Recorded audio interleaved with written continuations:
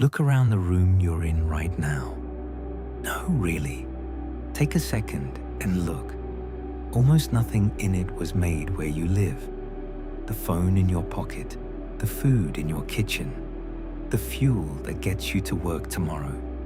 All of it arrived through networks you never think about until the day they stop. Now imagine every one of those networks failing at the same time, within a single lifetime. No ships arriving, no grain shipments, no raw materials for the things you need to survive, not because of one war or one disaster, but because the entire system holding civilization together simply gave out. This happened before, once, around 1200 BC. Historians call it the Bronze Age collapse, and it remains one of the strangest, most debated disasters in human history. Within about 60 years, a network of empires that had taken centuries to build just stopped functioning. Cities burned and were never rebuilt. Entire writing systems vanished and were not seen again for hundreds of years. To this day, no one fully agrees on what caused it. There are clues, a name in Egyptian records attached to people no one can fully identify, a drought that lasted, by some estimates, for generations, letters from a doomed city, written in its final hours, begging for ships that never came. Tonight, we go back to the last great age of bronze, and we watch, piece by piece, how the most connected world that had ever existed came apart. Let's begin where the story still made sense, before anyone knew what was coming. Picture the Eastern Mediterranean in the late 1200s BC. This was not a fractured world of warring tribes. It was something closer to a network, an interconnected system of palaces, ports, and kingdoms that depended on each other in ways we're still mapping out today through shipwrecks and clay tablets. At the center of it all sat Egypt. Under pharaohs like Ramesses II, Egypt controlled the Nile, dominated trade down the Red Sea, and held influence stretching into the Levant. Egyptian gold flowed outward to every corner of the known world. Egyptian granaries were said to be bottomless. There's a moment in one surviving exchange between the two courts where a Hittite king pushes back on a gift of gold from Egypt, claiming it arrived thinner and less pure than gold sent in years past. Read that complaint carefully, and it tells you something far larger than its petty surface suggests. A king doesn't grumble about quality unless quantity stopped being a worry generations ago, unless gold from the south had become so routine, so expected, that a foreign ruler felt entitled to inspect it the way you'd inspect a delivery you trusted completely, rather than treasure you a king feared might never arrive at all. Ramesses II ruled for an extraordinary 66 years, long enough that by the time he died, most of his own subjects had never known another pharaoh. Picture the scale of what he built, because numbers alone don't capture it. At a place called Abu Simbel, deep in the southern desert, he ordered 4 statues of himself carved directly into a sandstone cliff, not built up from blocks, but cut downward into solid rock, each figure taller than a 6-story building, seated and staring east toward the rising sun. Twice a year, on dates believed to mark his birthday and his coronation, the sun rises at precisely the angle needed to send a shaft of light through the temple's entrance, down a long dark corridor, to illuminate the faces of statues of the gods seated in the innermost chamber. A piece of engineering so precise that modern astronomers still study how Egyptian builders calculated it without telescopes or modern surveying tools. This wasn't decoration. It was a message carved into stone specifically because stone outlasts everything else. A king who builds something the sun itself must cooperate with twice a year is making one claim over and over to anyone who ever stands in that doorway. This kingdom does not end. Nothing about Egypt's confidence was unreasonable at the time. The Nile flooded with near mechanical reliability every year, depositing fresh silt across farmland that required no irrigation innovation, no risky dependence on rainfall. While Hittite and Mycenaean harvests lived or died by unpredictable weather, Egyptian harvests had one of the most dependable agricultural foundations in the ancient world.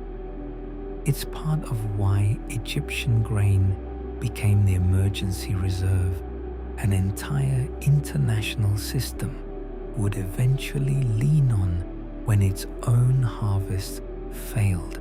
To the north, in what is now Turkey, stood the Hittite Empire. The Hittites weren't a footnote to Egyptian history. For centuries, they were Egypt's equal. The two empires had fought to a bloody standstill at the Battle of Kadesh, and the result wasn't a clear winner. It was the first known peace treaty in human history, a document carved in two languages, promising eternal brotherhood between two kings who, decades earlier, had tried to kill each other. Across the sea, on the Greek mainland, the Mycenaeans built fortress palaces at Mycenae, Pylos, and Tiryns. These were the people who would later be remembered, half mythologized, as the heroes of the Trojan War. Their palaces weren't just military strongholds, they were economic hubs, recording every transaction in a script called Linear B olive oil, wool, bronze ingots, soldiers' wages, all of it tracked with bureaucratic precision. It's worth understanding just how seriously these Mycenaean kingdoms took military readiness, because it makes their eventual fate all the more striking. Linear B tablets from Pylos and Knossos record astonishingly detailed military bookkeeping, chariot inventories listing exactly how many wheels needed repair, bronze armor catalogued piece by piece, rosters of rowers assigned to specific ships in case naval mobilization became necessary. This wasn't a society caught unprepared by the general idea of conflict. Mycenaean rulers built thick fortification walls, some using stones so massive that later Greeks, living among the ruins centuries afterward, assumed only mythical giants called Cyclopes could have lifted them into place. A kingdom this organized, this prepared for conventional military threats, makes the eventual collapse even harder to explain with a simple story about an enemy simply being stronger. These palaces had armies. They had fortifications considered nearly impregnable by later standards. What they didn't have, in the end, was a way to defend against drought, against trade routes drying up, against the slow erosion of the very economic system that paid for all those chariots and bronze breastplates in the first place. You can build the strongest walls in the ancient world and still have nothing left to defend if the granaries behind those walls run empty long before any enemy ever arrives at the gate.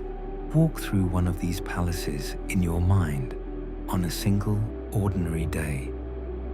Before dawn, scribes were already at work, pressing wedge-shaped marks into wet clay, recording what left the storerooms overnight and what needed replacing by week's end. Outside, in workshops surrounding the palace walls, smiths heated bronze in stone furnaces, hammering out spearheads and axe blades destined for soldiers who might never know the names of the men who made their weapons. Farther out, In fields stretching toward the coast, laborers tended olive groves whose oil would eventually perfume a noblewoman's skin in a palace 300 miles away, carried there by a ship whose captain had never set foot in Greece before that season. This was a world that ran on trust between strangers. A farmer in the hills above Mycenae trusted that his grain tax would feed soldiers he'd never meet. A merchant loading copper onto a ship in Cyprus trusted that the captain would deliver it intact to a foundry in Ugarit. A king trusted that his counterpart, 1,000 miles away and a language he couldn't speak, would honor a treaty written on clay. That treaty is worth pausing on because it tells you everything about how seriously this world took its own fragile peace. After decades of brutal warfare, the Egyptians and the Hittites had fought each other to an exhausted standstill at a place called Kadesh on the Orontes River. Neither side could claim a clean victory. Both had lost too much to keep fighting and too much to only walk away. So they did something almost unheard of for the era. They wrote it down, a formal treaty carved in two versions, one in Egyptian hieroglyphs, one in Hittite cuneiform, promising mutual defense, extradition of fugitives, and most strikingly, peace between two kings who had personally tried to kill each other on the battlefield only years before. Copies were sent to temples in both kingdoms, inscribed in silver, meant to last as long as the gods themselves. It worked. For decades, Egypt and the Hittites didn't just avoid war. They exchanged royal letters, gifts, even physicians. An Egyptian princess would eventually marry into the Hittite royal family. Two empires that had spent a generation trying to destroy each other became, however uneasily, partners in a shared system. Neither could afford to lose. It's worth sitting with how unusual this was. For most of recorded history before this point, peace between rival empires meant one side had been crushed into submission. Kadesh produced something different, an acknowledgement, however reluctant, that both sides had more to gain from cooperation than conquest. Royal letters between the two courts, some of which survive today, read less like enemies maintaining a truce and more like in-laws managing a complicated but functional family relationship. Requests for medicine, complaints about delayed gifts, updates on each other's health. There's a particular exchange worth dwelling on. A Hittite messenger arrives at the Egyptian court, having traveled weeks by land and sea, carrying not a declaration of war, but a request. "Send your physician," the Hittite king's letter says, because court doctors at home have failed to cure an ailment troubling someone in the royal household. Egyptian physicians were considered among the finest in the known world, and this wasn't the only such request the pharaoh received from his former enemy. Imagine the strangeness of that role for the doctor chosen to make this journey, packing remedies and instruments, traveling into the heart of a kingdom whose soldiers, his own countrymen, had fought at Kadesh within living memory, sent now not to spy or negotiate, but simply to heal, because two kings had decided, however cautiously, that this was a world worth trusting each other inside. And then there was Ugarit. If you haven't heard of Ugarit, that's part of the tragedy of this story, because in 1200 BC, Ugarit was one of the wealthiest trading ports on Earth. Sitting on the coast of modern-day Syria, Ugarit connected the Hittites, the Egyptians, the Cypriots, and the Mycenaeans into a single trading web. Merchants from 4 different civilizations could be found in its streets on any given day. Walk through Ugarit's harbour district in your mind for a moment. You'd hear at least 5 languages tangled together in the same square: Ugaritic, Hittite, Egyptian, Akkadian, and the unfamiliar dialects of Mycenaean sailors fresh off their ships. You'd smell cedar resin from Lebanon, stacked beside copper ingots shaped like animal hides, ready for shipment to bronze workshops across the sea. Scribes sat in covered stalls, trained not in one script, but several, ready to draft a contract in whichever language a transaction required. A single shipwreck discovered off the coast of modern Turkey, dated to roughly this period, was found carrying cargo from at least 7 different cultures: Canaanite jars, Cypriot pottery, Mycenaean swords, Egyptian ebony, Baltic amber, and 10 tons of copper and tin ingots, the raw materials for an entire age of bronze, all on one ship. This was globalization. 3,000 years before the word existed, Ugarit wasn't alone on that coast. Smaller kingdoms dotted the same shoreline, each one a thread in the same enormous web. Byblos to the south, known for centuries as the source of the cedar wood that built Egyptian temples and ships, its forests so valuable that pharaohs sent expeditions specifically to secure trade rights to them. Further along, the city of Tyre was already establishing the maritime reputation that would, centuries later, make Phoenician sailors famous across the entire Mediterranean. None of these cities ruled empires the size of Egypt or the Hittites. Their power came from somewhere else entirely, from sitting at exactly the right point on a map, where ships had to stop, where goods had to change hands, where a small kingdom with the right harbour could grow wealthy just by being impossible to sail around. Somewhere in one of these smaller coastal cities, a merchant goes about a livelihood that will never command an army or sign a treaty with a pharaoh, yet depends entirely on the same fragile network we've been describing. He doesn't care about Hittite politics or Egyptian succession.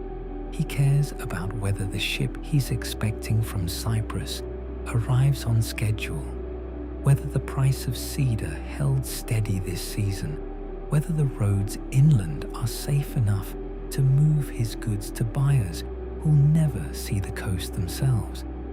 Multiply him across dozens of similar towns along hundreds of miles of coastline, and you start to see just how many ordinary, unglamorous livelihoods this single trading system was quietly holding up. Fortunes with no army to protect them, built entirely on the assumption that ships would keep arriving and the sea lanes would stay open. It's tempting to assume a world this advanced, this interconnected, must have felt fragile even to the people living inside it. Surely someone, somewhere, must have worried about how much depended on so many distant strangers cooperating smoothly. The surviving evidence suggests the opposite. Royal correspondence from this period overflows with the casual confidence of rulers who simply assumed the system would continue indefinitely. Requests for ebony and ivory tossed off in the same letters as updates about a daughter's wedding. Gold shipments treated as routine as the changing of seasons. No one was stockpiling for the end of the world, because no one could imagine that the world, as they understood it, was capable of ending. Tin came from as far away as Britain and Afghanistan. Copper came from Cyprus. The two metals met in workshops across the Mediterranean and became bronze, the material that gave the entire age its name. Bronze weapons, bronze tools, bronze armor, an entire civilization built quite literally on a supply chain. And like any supply chain, it was only as strong as its weakest link.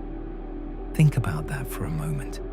Think about what your own life would look like if the truck stopped, if the ship stopped, if the one factory that makes the one part your world depends on outright went dark. That's not a modern fear. It's a Bronze Age one too. Here is what almost no one understood at the time, and what almost no one stopped to ask. What happens if the ships stop coming? Tin doesn't occur naturally anywhere near the Eastern Mediterranean in any meaningful quantity. Every kingdom that wanted bronze weapons, which meant every kingdom that wanted to defend itself, depended on long, fragile trade routes stretching thousands of miles. Consider what that actually meant in practice. A bronze sword carried by a Hittite soldier might contain copper mined in Cyprus and tin that originated somewhere in Central Asia, or, by some theories, as far away as Cornwall in modern-day England, passed hand to hand, port to port, across a chain of traders, most of whom never met each other and never saw the finished weapon their raw material helped create. No single kingdom controlled this entire chain. No single kingdom could have replaced it on its own if even one link failed. A war in one region could choke off tin to an entire continent. A drought in one breadbasket could starve cities 1,000 miles away that depended on its grain. The palaces themselves made it worse.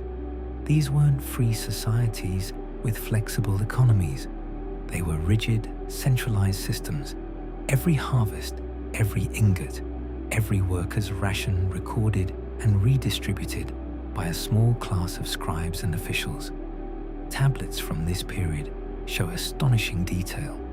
Rations measured down to specific quantities of grain per individual worker, looms assigned to named weavers, sheep counted and recounted by palace inspectors. It was efficient when times were good. Nothing wasted, everything accounted for, surplus stored against ordinary bad years. It was catastrophic when times were not, because a system that's centralized doesn't bend, it breaks. By the final decades of the 1200s BC, the signs were already there for anyone who knew where to look. Climate records pulled from lake sediments and cave deposits show something troubling: a shift toward drier conditions across the Eastern Mediterranean, lasting not years, but generations. Crop yields would have fallen.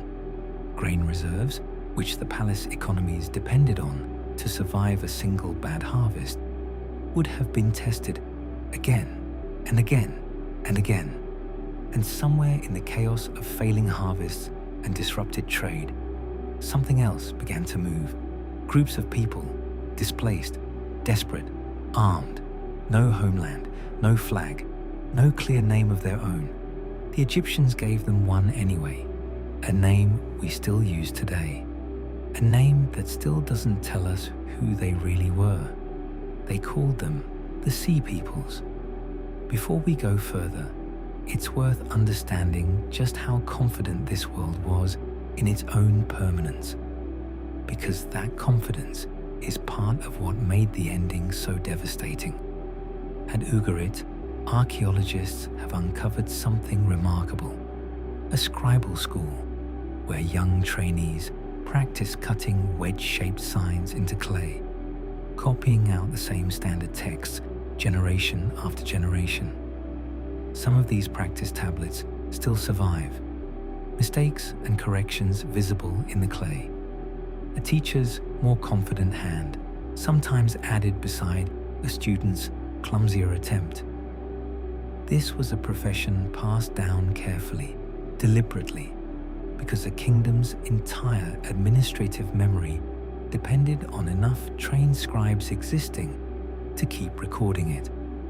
One of these students might have been 10 or 11 years old, hunched over a slab of wet clay in a courtyard shaded from the worst of the afternoon heat. His stylus keeps slipping at the same sign, the one his teacher has corrected 3 times already this week. He has years of this ahead of him, memorizing hundreds of signs, then thousands, learning not just his native Ugaritic, but enough Akkadian, the diplomatic language of the era, to eventually draft a letter a foreign king might actually read. His parents are proud. A trained scribe in this world has security, status, a guaranteed place inside the palace bureaucracy for as long as he lives.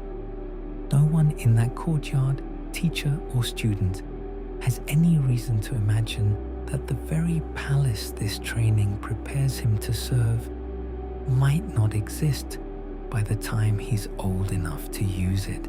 Consider what this profession assumed about the future. You don't train scribes for 10 or 15 years, teaching them multiple languages and scripts, unless you believe the palace that employs them will still exist when their training is finished. You don't build granaries designed to store surplus grain for years, unless you believe there will be a kingdom around to eventually use it. Every institution in this world, the schools, the storehouses, the treaties carved in silver meant to last as long as the gods, assumed continuity. Assumed that whatever hardships came, the basic shape of the world would remain recognizable. This wasn't naive. By any reasonable measure available to the people living through it, the system had every right to expect its own permanence. It had survived droughts before. It had survived succession crises, minor wars, and bad harvests. 300 years of relative stability sits behind the world we're describing. 3 centuries during which any individual king might reasonably have looked at his predecessors and assumed his own reign would follow the same basic pattern. Rule, expand trade where possible, manage crises as they came, pass the throne to an heir, repeat. What none of them could have known is that the very success of this system, its efficiency, its interdependence, its careful specialization, was silently building the conditions for an ending, unlike anything that had come before it. It's easy telling a story like this one, to talk entirely in terms of kings, empires, and treaties. The grand, visible layer of Bronze Age life that left the clearest written record. But picture, for a moment, a workshop just outside the walls of Pylos. On an ordinary morning, no one thought to remember. Rows of women sit at upright looms, wool stretched taut in front of them, hands moving in a rhythm they could probably do half asleep by now.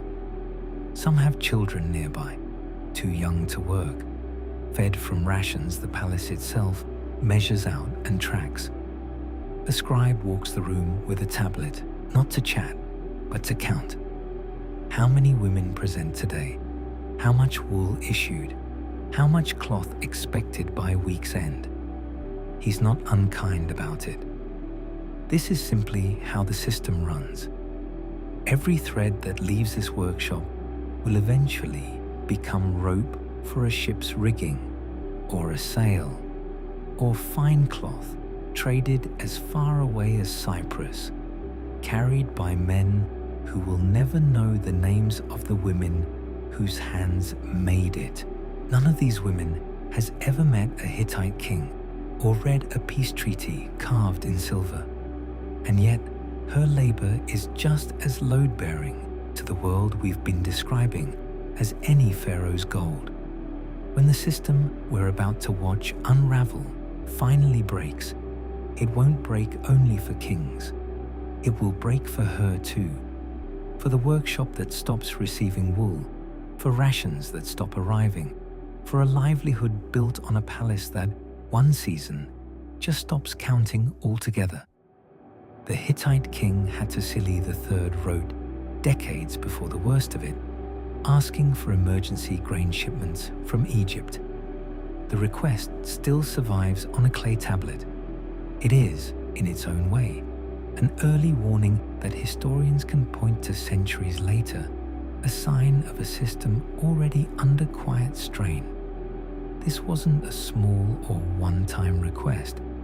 Hittite territory, much of it mountainous and dependent on unpredictable rainfall rather than a reliable river like the Nile, was chronically more vulnerable to bad harvests than Egypt ever was. Egyptian records describe grain ships sent north as a matter of diplomatic routine, not charity, but the kind of careful maintenance a fragile peace required. Keep your former enemy fed, and your former enemy has less reason to look south for resources he can no longer find at home. For years, this arrangement worked exactly as intended. Egypt had surplus. The Hittites had need. The system absorbed the imbalance the way a healthy body absorbs an occasional fever. Uncomfortable, but survivable, and never once threatening to the patient's life. It would have seemed, to anyone alive at the time, like a temporary hardship, a bad decade, something previous generations had weathered before. No one in this story knew they were living in the final years of an entire age. The grain ships kept sailing, for now. The bronze workshops kept firing, for now. In Ugarit, in Mycenae, in the Hittite capital of Hattusa, life continued in its familiar rhythms. Harvest, trade, tribute, feast. No one cancelled a wedding. No one stopped building. No one packed a bag. Why would they? Their world had survived everything before. In fact, archaeological evidence suggests the opposite of panic in these final stable decades. Construction continued at several major sites. Diplomatic marriages were still being arranged between royal families who assumed their alliances would matter for generations. Luxury goods, ivory, exotic woods, finely worked gold, continued flowing into palace treasuries, the normal traffic of normal times, right up until it wasn't. There's a particular kind of evidence that captures this false sense of security better than almost anything else: unfinished work. At several Mycenaean sites, archaeologists have found building projects abandoned mid-construction. Foundations laid, walls partially raised, clearly intended to continue, but simply stopping at the point of destruction or abandonment. These aren't the signs of a population bracing for disaster.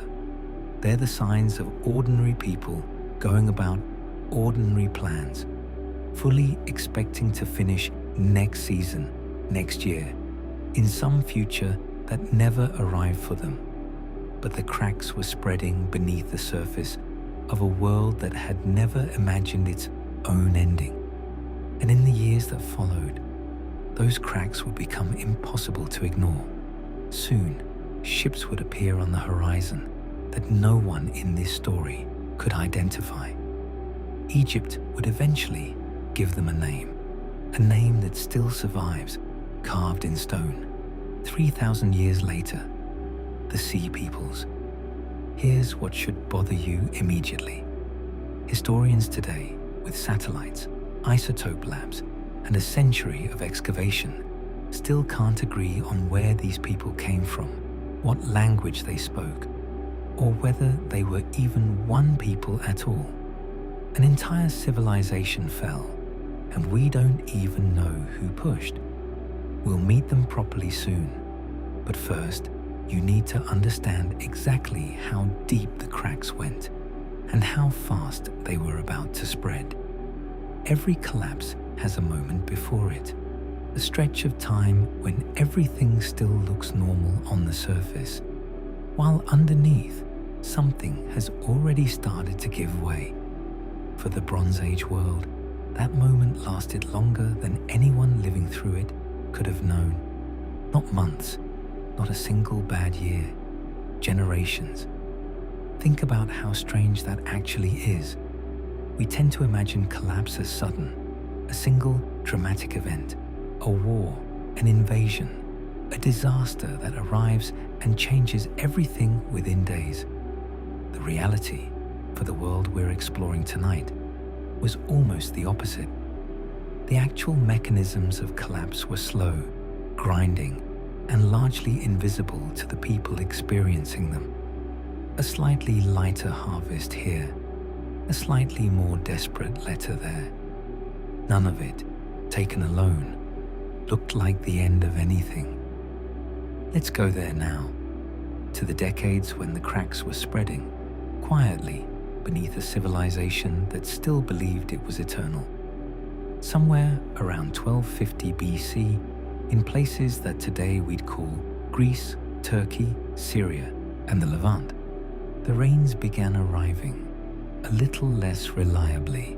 This is the part of the story that doesn't show up in any ancient text, because no one in 1250 BC had the tools to notice a multi-generational climate shift. They only had what was in front of them, a harvest that came in lighter than their parents remembered, a river that ran a little lower each spring, a well that took longer to fill. Modern science can see what they couldn't.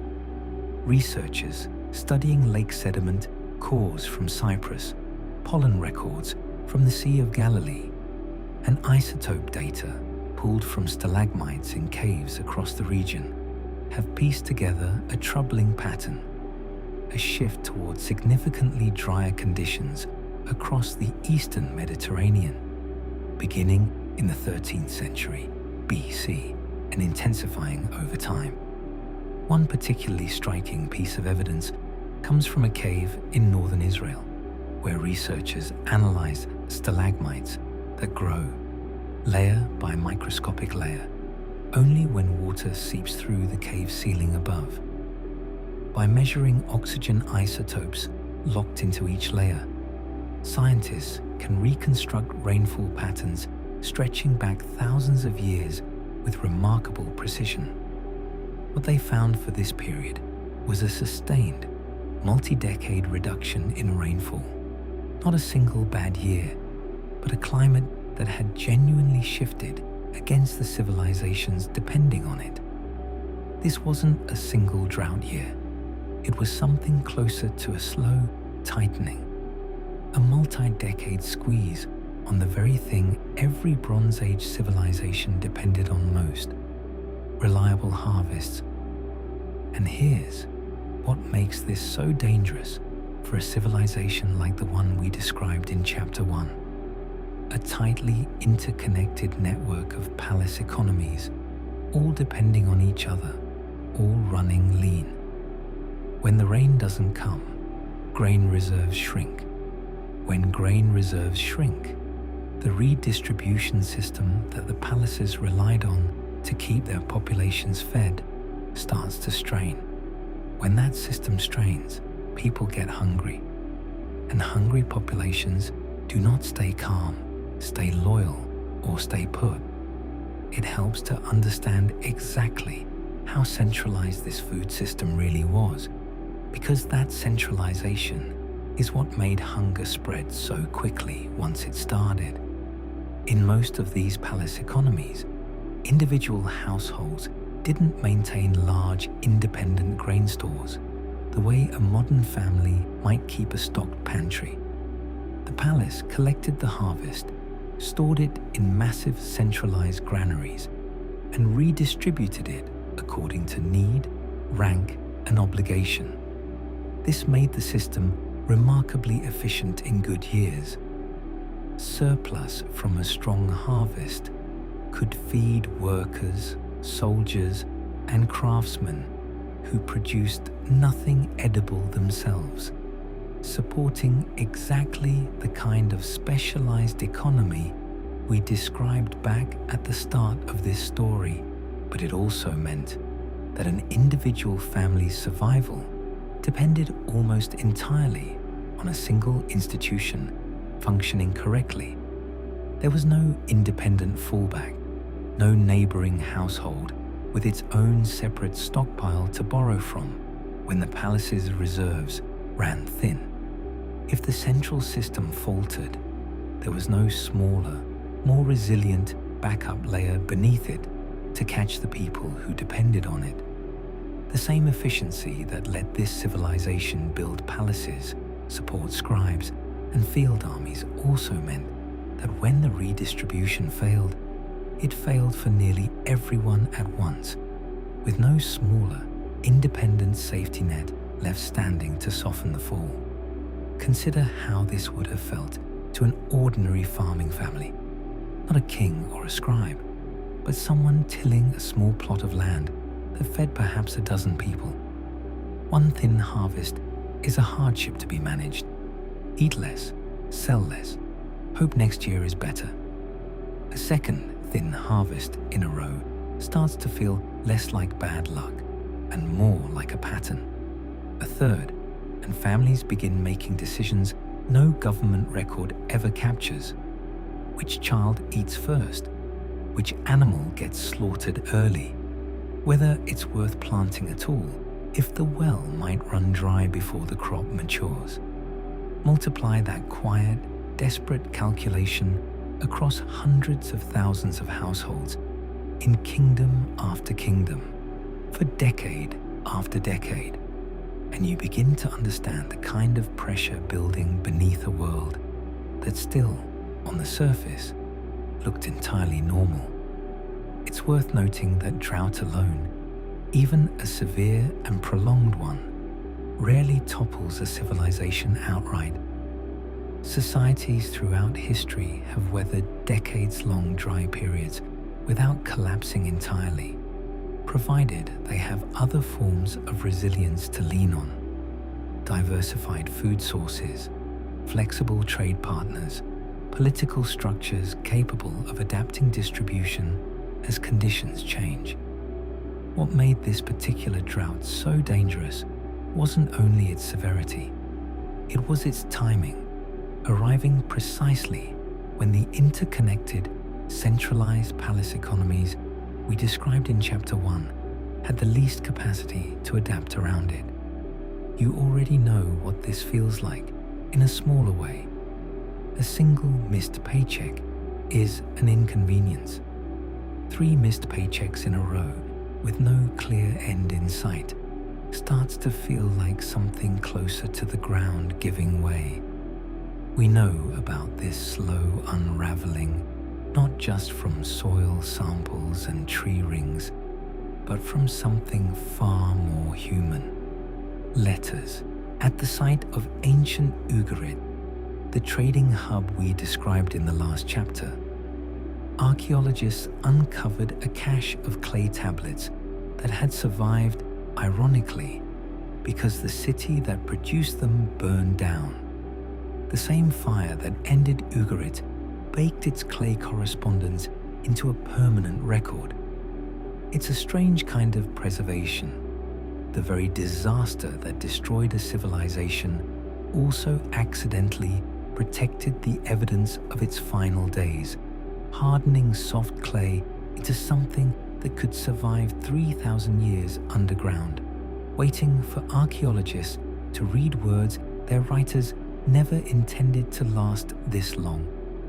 Among these tablets are messages between kings, urgent and increasingly desperate.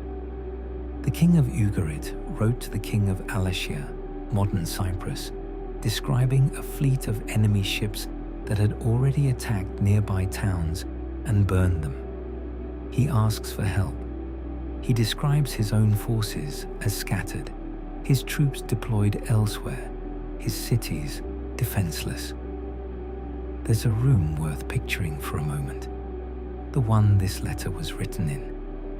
A scribe, probably trained in the very schoolroom we described back in Chapter 1, presses his stylus into wet clay quickly, None of the careful, decorative formality that usually opens a royal letter.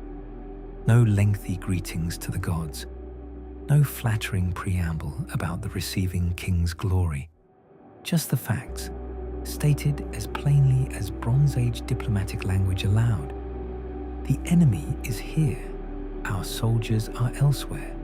Our cities have no one left to defend them. Outside, somewhere beyond the palace walls, smoke may already have been visible on the horizon from towns the king mentions almost as an afterthought, already burned by the time he found the time to write about them. In another letter, found at the Hittite capital, a vassal king pleads for emergency grain shipments, describing a famine so severe that, in his words, it was a matter of life and death. Other tablets from this same window of time, scattered across the region, paint a similar picture from different angles. A letter from a Hittite official describes ships being sent specifically to collect emergency grain from Egypt, with instructions emphasizing the urgency of the mission above almost any other diplomatic concern of the moment. Another references a famine so widespread that normal trade obligations were being suspended. Kingdoms unable to spare the surplus they would ordinarily have shipped to allies.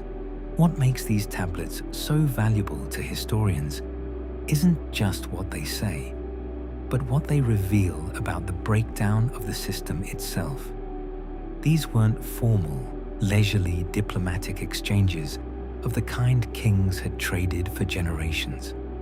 The handwriting, where analyzable, often shows haste. The requests skip the usual ceremonial language.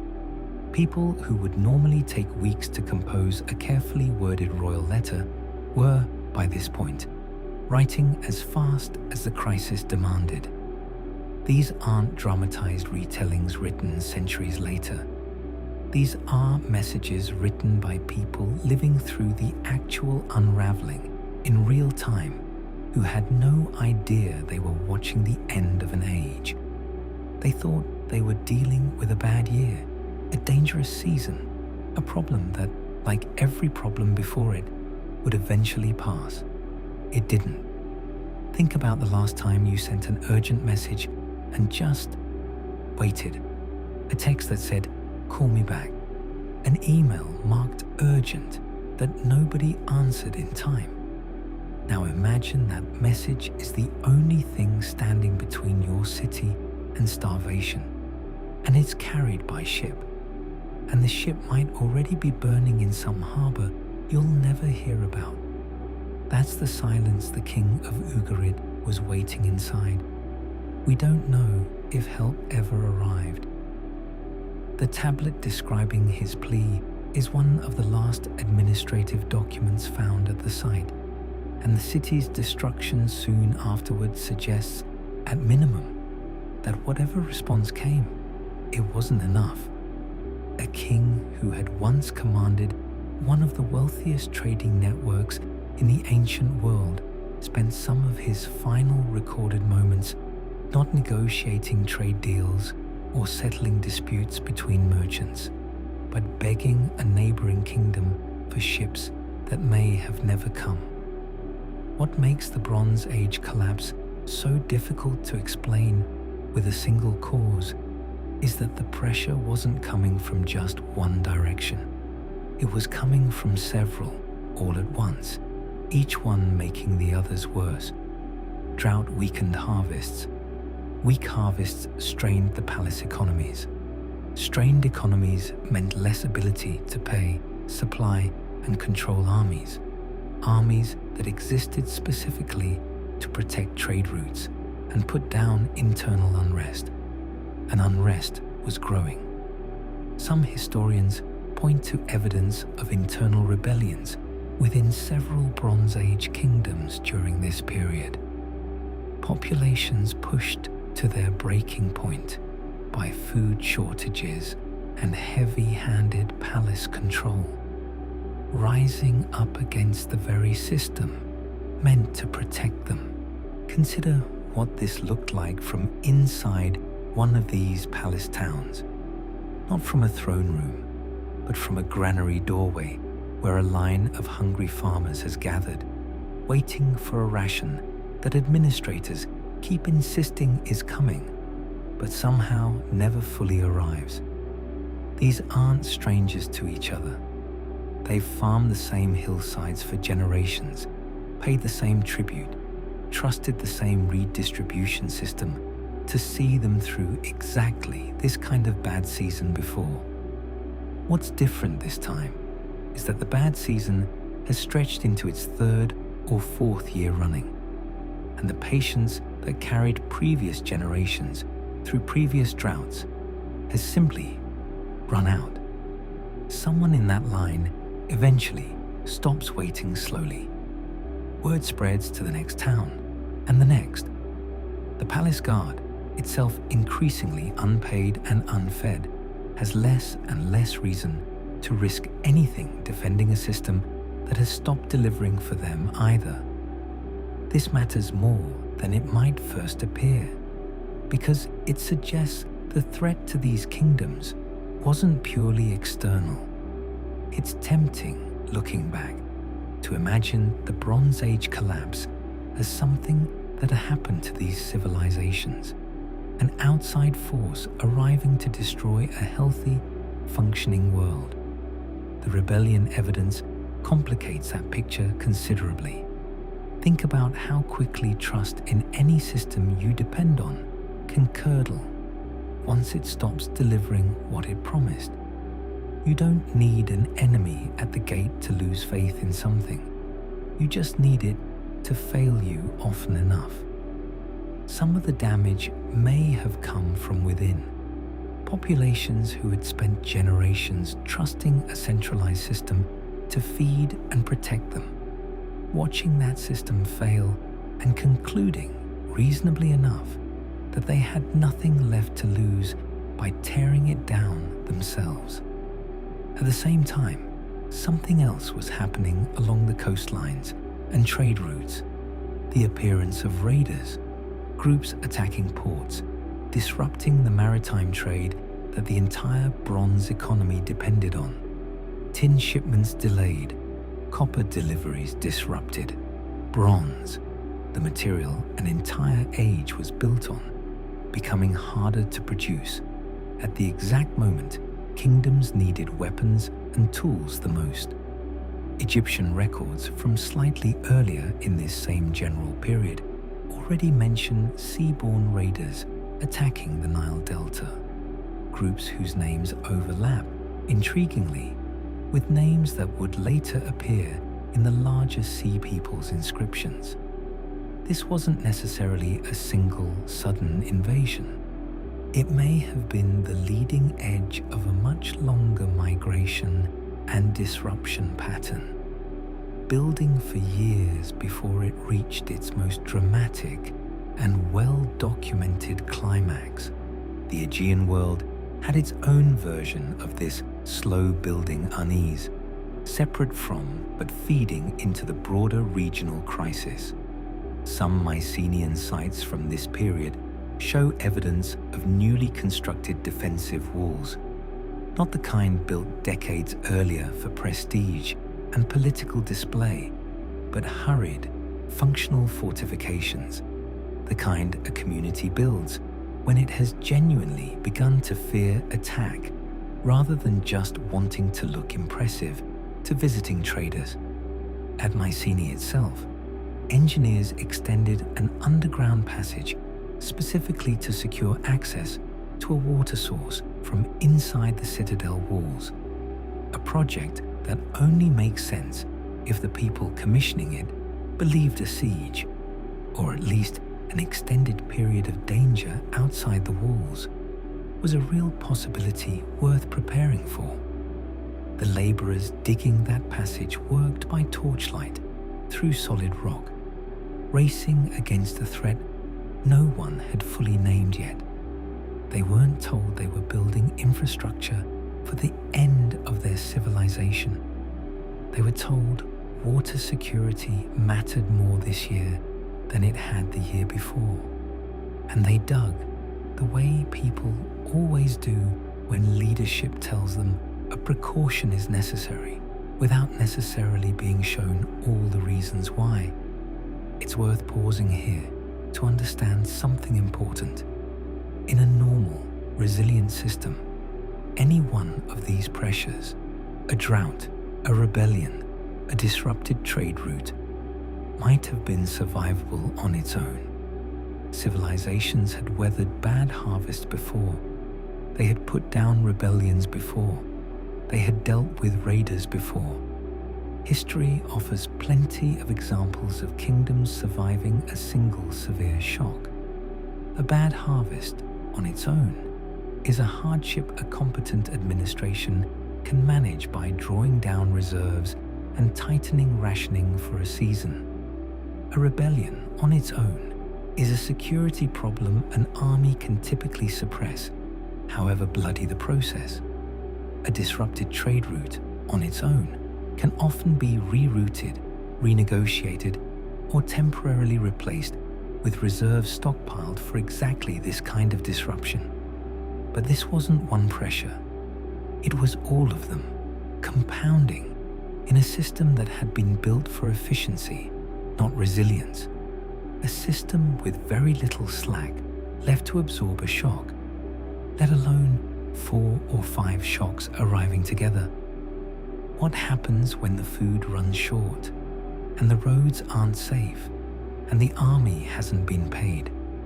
What happens when the people you rule start to wonder if the palace can still protect them at all? And what happens when that question spreads? Not to one city, but to dozens, all at once, all along the same fragile network. That's not a question anyone in 1200 BC could answer. But they were about to find out. If this story were limited to one city, one letter, one isolated crisis, it would be easy to dismiss as a local misfortune rather than the beginning of something far larger. It isn't limited to one city. The same pattern of strain shows up independently at site after site across the region. Different excavations, different research teams, different decades of archaeological work, all converging on the same general picture. At a city called Imar on the Euphrates River, tablets from this same period describe grain prices that had risen to many times their normal level, a spike severe enough that scholars have come to refer to it somewhat grimly in their academic discussions of the worst years in the city's final records. At Alalak, in what is now southern Turkey, layers of destruction and abandonment dating to this same window add yet another data point to a pattern that, taken individually, might look like coincidence, but taken together looks like something closer to a regional unraveling. This is part of what makes the Bronze Age collapse so difficult to summarize in a single sentence, and so endlessly debated by historians who've spent entire careers studying it. It isn't one site's story, it's dozens of sites, telling fragments of the same larger story, none of them aware they were part of anything larger at all. A scribe in Imar recording grain prices had no idea a scribe in Ugarit was recording desperate pleas for ships. A Hittite official rationing palace supplies had no way of knowing that, across the sea, Mycenaean palaces were quietly making the same impossible calculations. History, looking back with the benefit of hundreds of excavations and modern climate science, can connect these fragments into a single pattern. The people living inside it never had that luxury. Each kingdom experienced its own crisis as an isolated local hardship, never realizing they were living through the early tremors of something that would eventually be remembered as the end of an entire age. It's worth pausing on what this slow, multi-decade crisis would have done to people psychologically, not just economically. A sudden disaster, an earthquake, a single devastating raid produces a clear before and after, a moment people can point to and say, that's when everything changed. A slow-motion crisis, stretched across decades, produces something murkier and arguably harder to live with. Constant, low-grade anxiety with no clear resolution in sight. Every harvest becomes a referendum on whether things are improving or still getting worse. Every year without total catastrophe starts to feel like evidence that maybe, this time, the worst has passed, right up until the next disappointing season proves otherwise. This is, perhaps, why so few people in this story seem to have fled or prepared in any dramatic way. Living inside a slow decline rarely feels like living inside a story with a knowable ending. It just feels like an unusually hard stretch of ordinary life, for as long as anyone can remember it being any different. Somewhere in these same final decades, something new began appearing along the coastlines, something the existing system had no good way to categorize. Coastal garrisons in the eastern Mediterranean, already stretched thin by the broader strain on their kingdoms, began reporting ships that didn't match any known trading partner's fleet. Not Egyptian, not Cypriot, not flying any banner a harbor official could identify from his usual reference points. Some came to trade, behaving, at least initially, like any other merchant vessel looking for a port willing to deal. Others came to raid, striking quickly and disappearing before local forces could organize a response. What made this especially disorienting for the kingdoms experiencing it wasn't just the unfamiliarity of these new arrivals. It was the timing.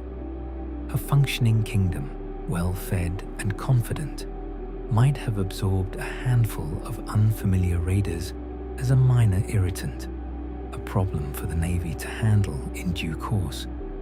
A kingdom already stretched thin by drought, already managing internal unrest, already rationing supplies even within its own palace, had far less capacity left to respond to yet another unfamiliar threat arriving from a direction no one had fully prepared for. This is the detail that gets lost in any version of this story that treats the Sea Peoples as a sudden, singular invasion. By the time the largest and best documented confrontation arrived, the kingdoms facing it had already been absorbing smaller versions of the same disruption for years. The wave we'll spend the next chapter examining wasn't the beginning of the threat. It was the culmination of one that had already been building, out of sight, along these same shores, for longer than anyone fully realized at the time. By the final years before the collapse, the signs had become impossible to fully ignore, even if no one yet understood what they meant. At Ugarit, administrative records show grain prices rising sharply in the city's final years. At Hattusa, the Hittite capital, archaeological evidence suggests food shortages serious enough that the royal administration was forced to ration supplies even within the palace itself, the very center of imperial power. It's worth pausing on what palace rationing would have actually looked like day to day for the people closest to the throne. Officials who once received generous, unquestioned allotments of grain, oil, and wine, privileges that came with proximity to royal power, found those same allotments quietly reduced, then reduced again. Court physicians, scribes, and minor nobility, people who had spent their entire careers assuming palace service guaranteed comfort, began experiencing something previously reserved for the kingdom's poorest farmers: genuine uncertainty about whether their next allotment would be smaller than the last. This detail matters because it shows the crisis reaching all the way to the top of the social order, not stopping conveniently at some safe distance from the throne, the way court flattery might have once suggested it would. A king who can no longer guarantee his own scribes a stable ration is a king whose authority rests on increasingly hollow ground, regardless of how many soldiers still nominally serve under his banner, or how many distant vassals still technically owe him tribute. Notice how that works in your own life too. Authority of any kind is mostly just a string of kept promises. The moment those promises stop being kept, the title doesn't disappear, but the trust behind it already has. Think about what that detail actually implies. Palace administrations existed, in part, specifically to insulate the ruling class from the worst effects of bad years. That was much of the point of stockpiling surplus in good times. If rationing reached the palace itself, the surplus that should have absorbed an ordinary crisis had already been exhausted, possibly by years of bad harvests compounding on top of each other, before anyone outside the inner administration fully understood the scale of the problem. The Hittite king at this time, likely Suppiluliuma II, ruled an empire that, from the outside, still looked formidable. Hattusa's walls still stood, its armies could still be raised, its diplomatic network still stretched from Egypt to Babylon. But empires don't collapse the moment their armies fail. They collapse when the systems that fed those armies, paid those armies, and supplied those armies, unnoticed, stop working. And by this point, in city after city, kingdom after kingdom, that quiet failure was already underway. The people living through it called it a hard decade, a run of bad luck, a crisis to be managed, like every crisis before it. They had no way of knowing that this time there would be no recovery, no rebuilding, no return to the world they had known. The cracks that had been spreading quietly for decades were about to become something else entirely. They were about to become an ending. Every mystery needs a name before it needs an answer. And for nearly 3,000 years, this name has outlived every empire it helped destroy, the Sea Peoples. You've heard it now, twice already in this story. But here's the part that should genuinely unsettle you. Historians still don't agree on who they were. Not their homeland, not their language, not even how many separate groups are hiding inside that one convenient label. Think about how unusual that actually is. We know the names of obscure Bronze Age scribes from clay tablets recording grain shipments. We know the names of minor officials who managed palace storerooms 3,000 years ago. And yet the identity of the group that may have helped end an entire age remains, after more than a century of dedicated archaeological and linguistic research, genuinely unresolved. What if the people who ended the Bronze Age don't have a single identity at all? What if the Sea Peoples isn't a nation or a tribe or an army, but a name Egypt gave to its own confusion? And what if the truth is something even stranger than an invasion? A slow, desperate migration of the lost, the starving, and the displaced, washing up on the shores of empires already too weak to turn them away. Let's meet them the way the people of 1177 BC did, without warning, without context, and without any idea what to call what they were watching.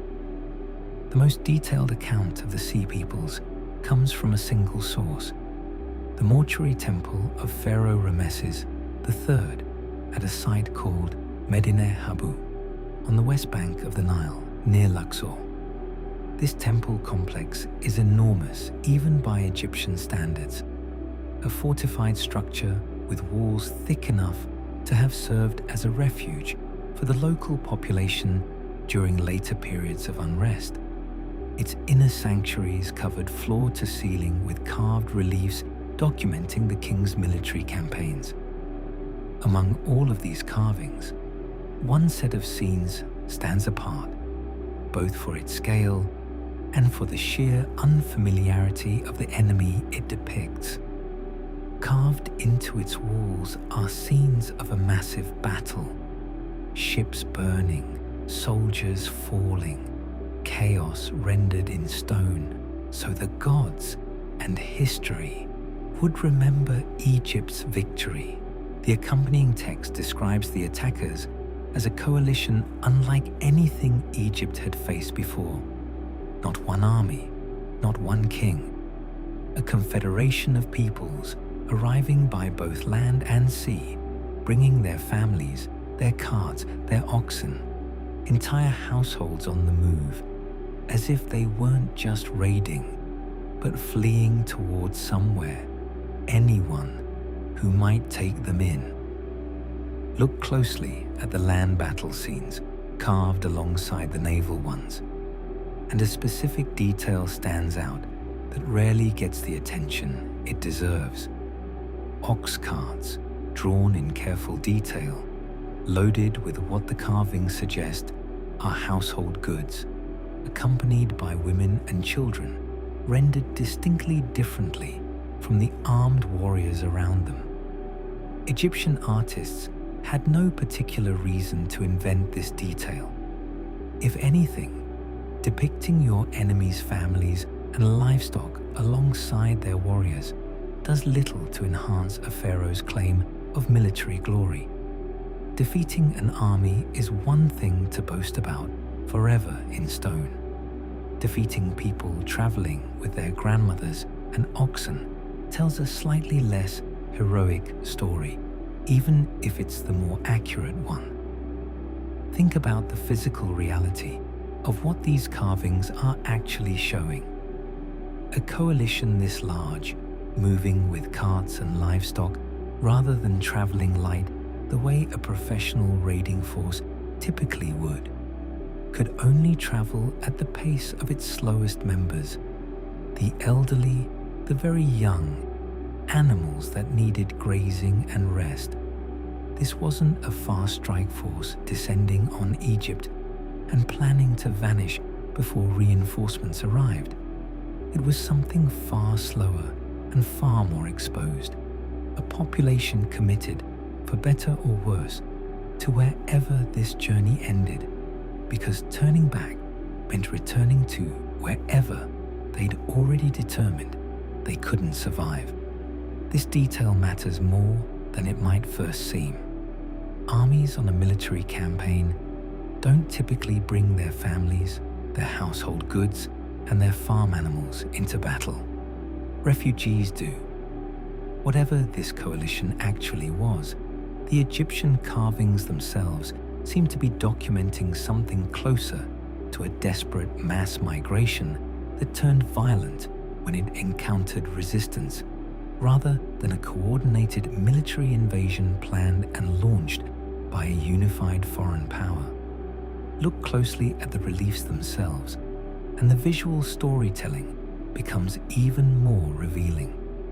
Egyptian artists typically depicted foreign enemies using a small set of recognizable visual shorthand, specific headdresses, specific weapons, specific skin tones, meant to instantly signal which known enemy was being shown. The Sea People's carvings break this convention. Different figures within the same battle scene wear entirely different headgear, some with tall, feathered crowns, others with horned helmets, others bareheaded entirely. Egyptian artists, master propagandists, who knew exactly how to depict a familiar enemy, seem to have been doing their genuine best to render an unfamiliar, visually inconsistent coalition as accurately as their artistic conventions allowed. This breaking of convention is, in its own quiet way, some of the most honest evidence we have in this entire mystery. Egyptian art had clear, established rules for depicting Nubians, Libyans, and Asiatic peoples from the Levant. Rules audiences of the time would have instantly recognized, the ancient equivalent of a visual shorthand everyone understood at a glance. When artists abandon that shorthand and instead render a battle scene with genuine visual chaos and inconsistency, it suggests they weren't simply reaching for a stock image of a known enemy. They were attempting something closer to actual documentation, however imperfect, of something they themselves didn't fully understand how to categorize. There's something worth sitting with about the artist assigned this commission, standing before a wall that needs to glorify his pharaoh's victory, while somehow depicting an enemy that doesn't match any of the templates his entire career trained him to use. He asks soldiers who fought in the battle what they actually saw. He gets inconsistent answers, different headgear, different weapons, different languages shouted across the chaos of combat. Rather than simplify all of that confusion into one clean, familiar enemy, the way convention would normally demand, something about this particular victory seems to have called for accuracy over simplicity, leaving behind, completely by accident, one of our only visual windows into a confederation that otherwise left almost no record of itself at all. The inscription names several groups within this coalition: the Peliset, the Checker, the Shekelesh, the Denyen, and the Weshesh. Say those names slowly and notice something. None of them match any nation we can confidently place on a map today. This is where the mystery actually begins. The leading theory among many historians is the simplest, and in some ways the most haunting. The Sea Peoples weren't a foreign invading force at all. They were us. Remember the world from Chapter 1. The interconnected network of Mycenaean palaces, collapsing under drought, famine, and internal unrest. Remember the cities burning, one after another, across the Greek mainland. What happens to the survivors of a collapsing civilization? They don't just disappear, they move. They take whatever ships, weapons, and family they have left, and they go looking for a place that still has food. It helps to imagine this from the perspective of someone actually living through it, a former palace soldier from one of the burned Mycenaean citadels, trained in combat, suddenly without an employer, without a functioning government to pay him, watching the fields around his home turn dry and his neighbors silently start packing what little they can carry. He has a sword, he has a small fishing boat or access to one. He has a family who needs to eat and a homeland that no longer has the structure in place to feed them. Multiply that single soldier by tens of thousands, scattered across dozens of failing settlements throughout the Aegean, and you begin to understand how an entire migrating, occasionally violent population could emerge from a collapsing civilization without any single king ever giving an order to invade anyone. The Danaan connection deserves particular attention here because of just how far its echo travels.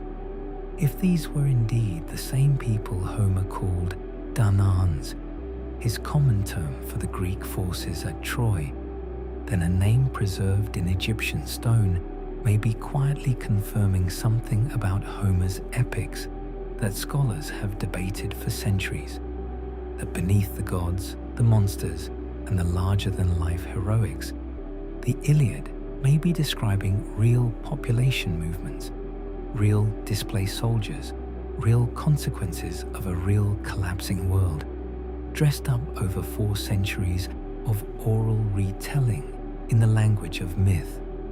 The war at Troy that Homer describes may never have happened exactly as written, but the world that produced it, kingdoms collapsing, soldiers displaced, populations on the move across the Aegean, increasingly looks like it was entirely real. This theory also helps explain something that has puzzled historians for generations: why a confederation supposedly capable of helping bring down some of the most powerful empires on Earth left behind so little in the way of a unified material culture, a single distinctive style of pottery, weaponry, or architecture that could mark them clearly as one people with one homeland. Refugees fleeing multiple different collapsing palace centers, Pylos, Mycenae, Tiryns, and smaller settlements whose names never survived, would naturally carry with them a mix of styles and traditions, not a single unified culture, because they never were a single unified culture to begin with. Under this theory, the Peliset, one of the named groups at Medinet Habu, may be connected to the later Philistines, who settled the coast of Canaan not long after this period. Some linguists have pointed to similarities suggestive of an Aegean origin. The Danaan have been tentatively linked to the Danaans, a name Homer himself used for the Greeks in the Iliad. Archaeological evidence adds another intriguing layer to this theory. Pottery found at Philistine sites in the southern Levant, dating to shortly after this period, bears striking similarities to Mycenaean and Cypriot styles, a sharp break from the local pottery traditions that had dominated the region for centuries before. Some Philistine sites also show evidence of distinctly Aegean-style architecture and cooking practices, including hearths and food preparation methods that mirror what archaeologists have found in Mycenaean Greece. None of this proves the Philistines were displaced Mycenaeans, beyond all doubt.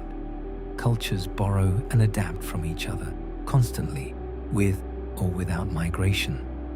But the pattern is, at minimum, deeply suggestive. If this theory is right, then the Sea Peoples weren't the army that ended the Bronze Age. They were its orphans, people who lost everything when their own palace economies failed, and who became, in the eyes of every kingdom they touched afterward, the disaster itself.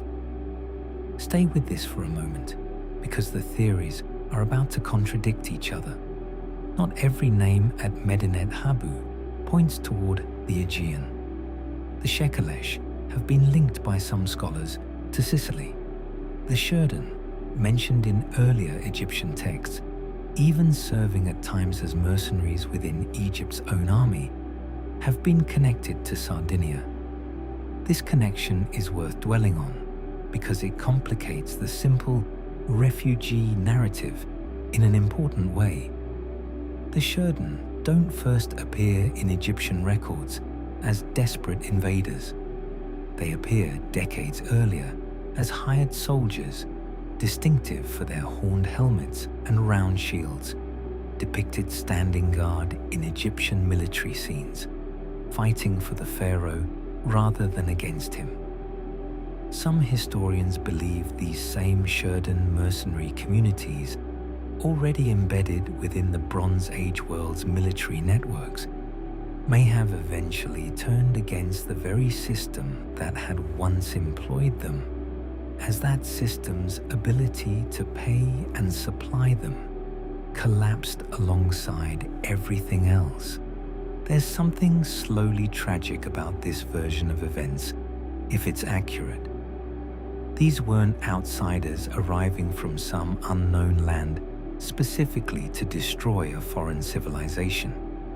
They were, in some cases, people who had already integrated into the Bronze Age military economy, paid soldiers, embedded specialists, men who had spent years defending the very kind of palace system that drought and famine were now dismantling out from under them. When the payments stopped and the grain ran out, loyalty that had been purchased rather than inherited had little reason to hold. Take one of these soldiers years into his service, comfortable enough in a foreign land that he started a family there.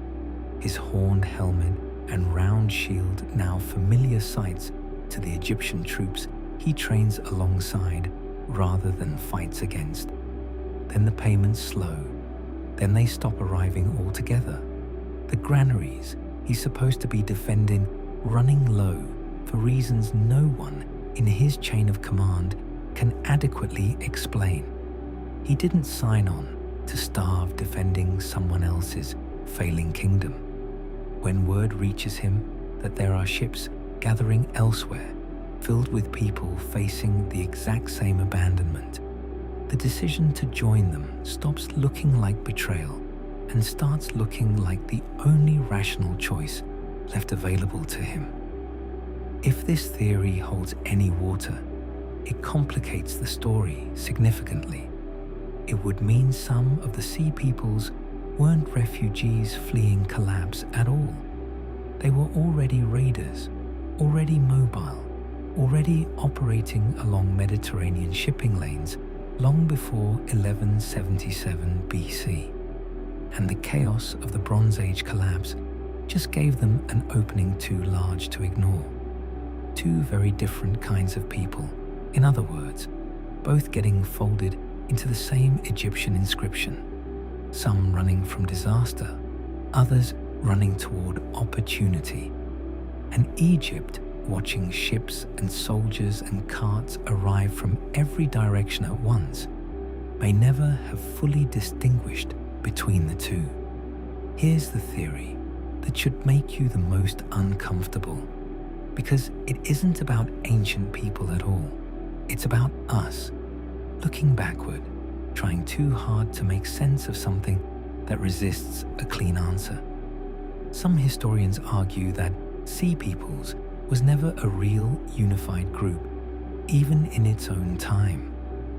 It may have been an Egyptian catch-all, a convenient label stamped onto every unfamiliar group that showed up armed, displaced, and dangerous during a few decades of chaos.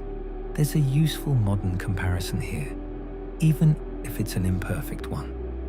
Imagine a single news report, centuries from now, describing every group involved in a complex, decades-long regional crisis under one umbrella term, lumping together economic migrants, political refugees, organized smugglers, and opportunistic raiders into a single name threat, simply because they all arrived from the same general direction during the same general window of chaos. Future historians, working only from that one surviving report, might spend a century trying to identify the singular nation behind it, never quite realizing the label itself was always a simplification, a wartime shorthand rather than an accurate ethnography.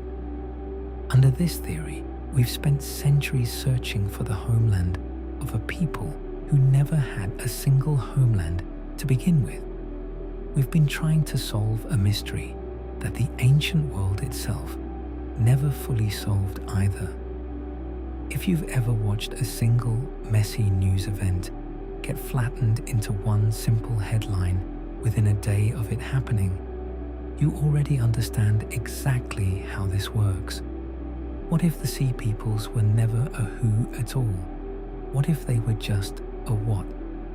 a symptom of an entire world breaking down at once, scattering its displaced populations in every direction, with Egypt standing at the one shoreline detailed enough to write it all down. It's worth noting that Egypt had every incentive to simplify a complicated, multi-front crisis into a single, defeatable narrative. A pharaoh's mortuary temple isn't a neutral historical record. It's a monument to triumph, built to glorify a king's reign for eternity. A single, named, unified enemy makes for a far more satisfying carved narrative than a confusing, ongoing, multi-decade migration crisis with no clean beginning and no decisive ending. Whether or not Ramesses III's scribes fully believed the Sea Peoples were one coherent confederation, presenting them that way made for a far better story carved in stone. Whoever they were, here is where theory ends and a real battle begins. Whatever their true identity, what happened next is not in question. Around 1177 BC, this coalition attempted what may have been a coordinated invasion of Egypt by land and by sea simultaneously. Ramesses III, anticipating the threat, prepared accordingly. Archers stationed along the Nile Delta, ships positioned to trap the invading fleet against the shore. It's worth understanding just how unusual this level of preparation was.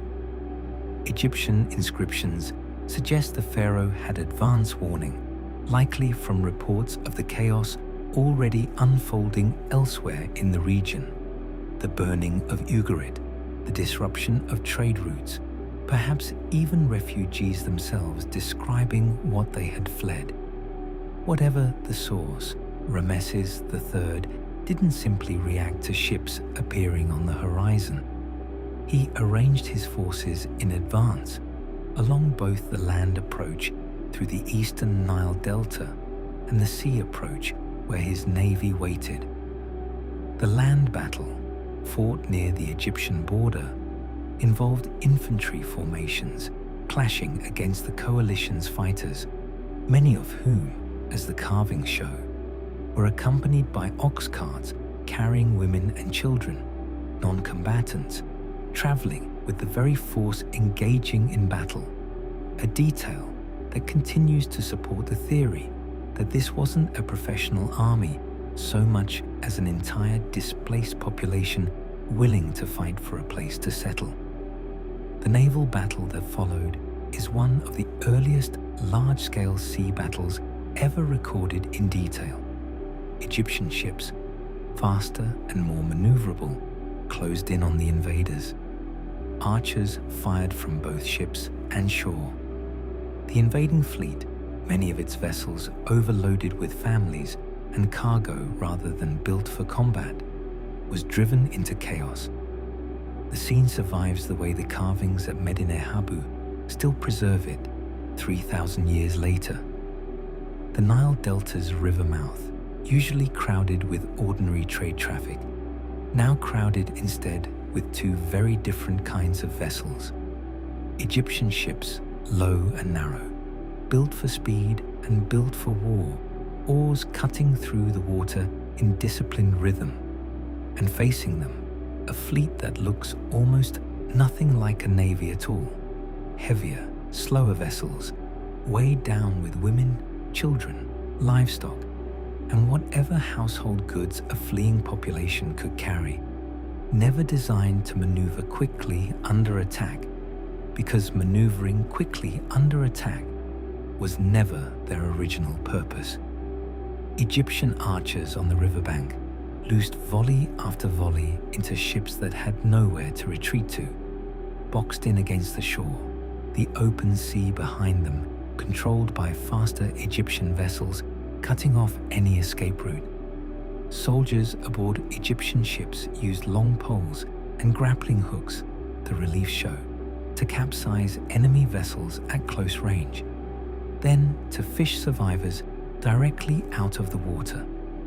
Not mercy exactly, but the practical calculation of a pharaoh who valued living captives, paraded home as proof of victory over a river full of corpses no one could display.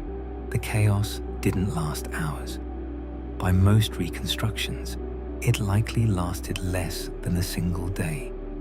An entire migration, a fleet that may have represented years of displacement and desperate travel for the people aboard it, broken in an afternoon against a riverbank the attackers had probably never seen before that morning.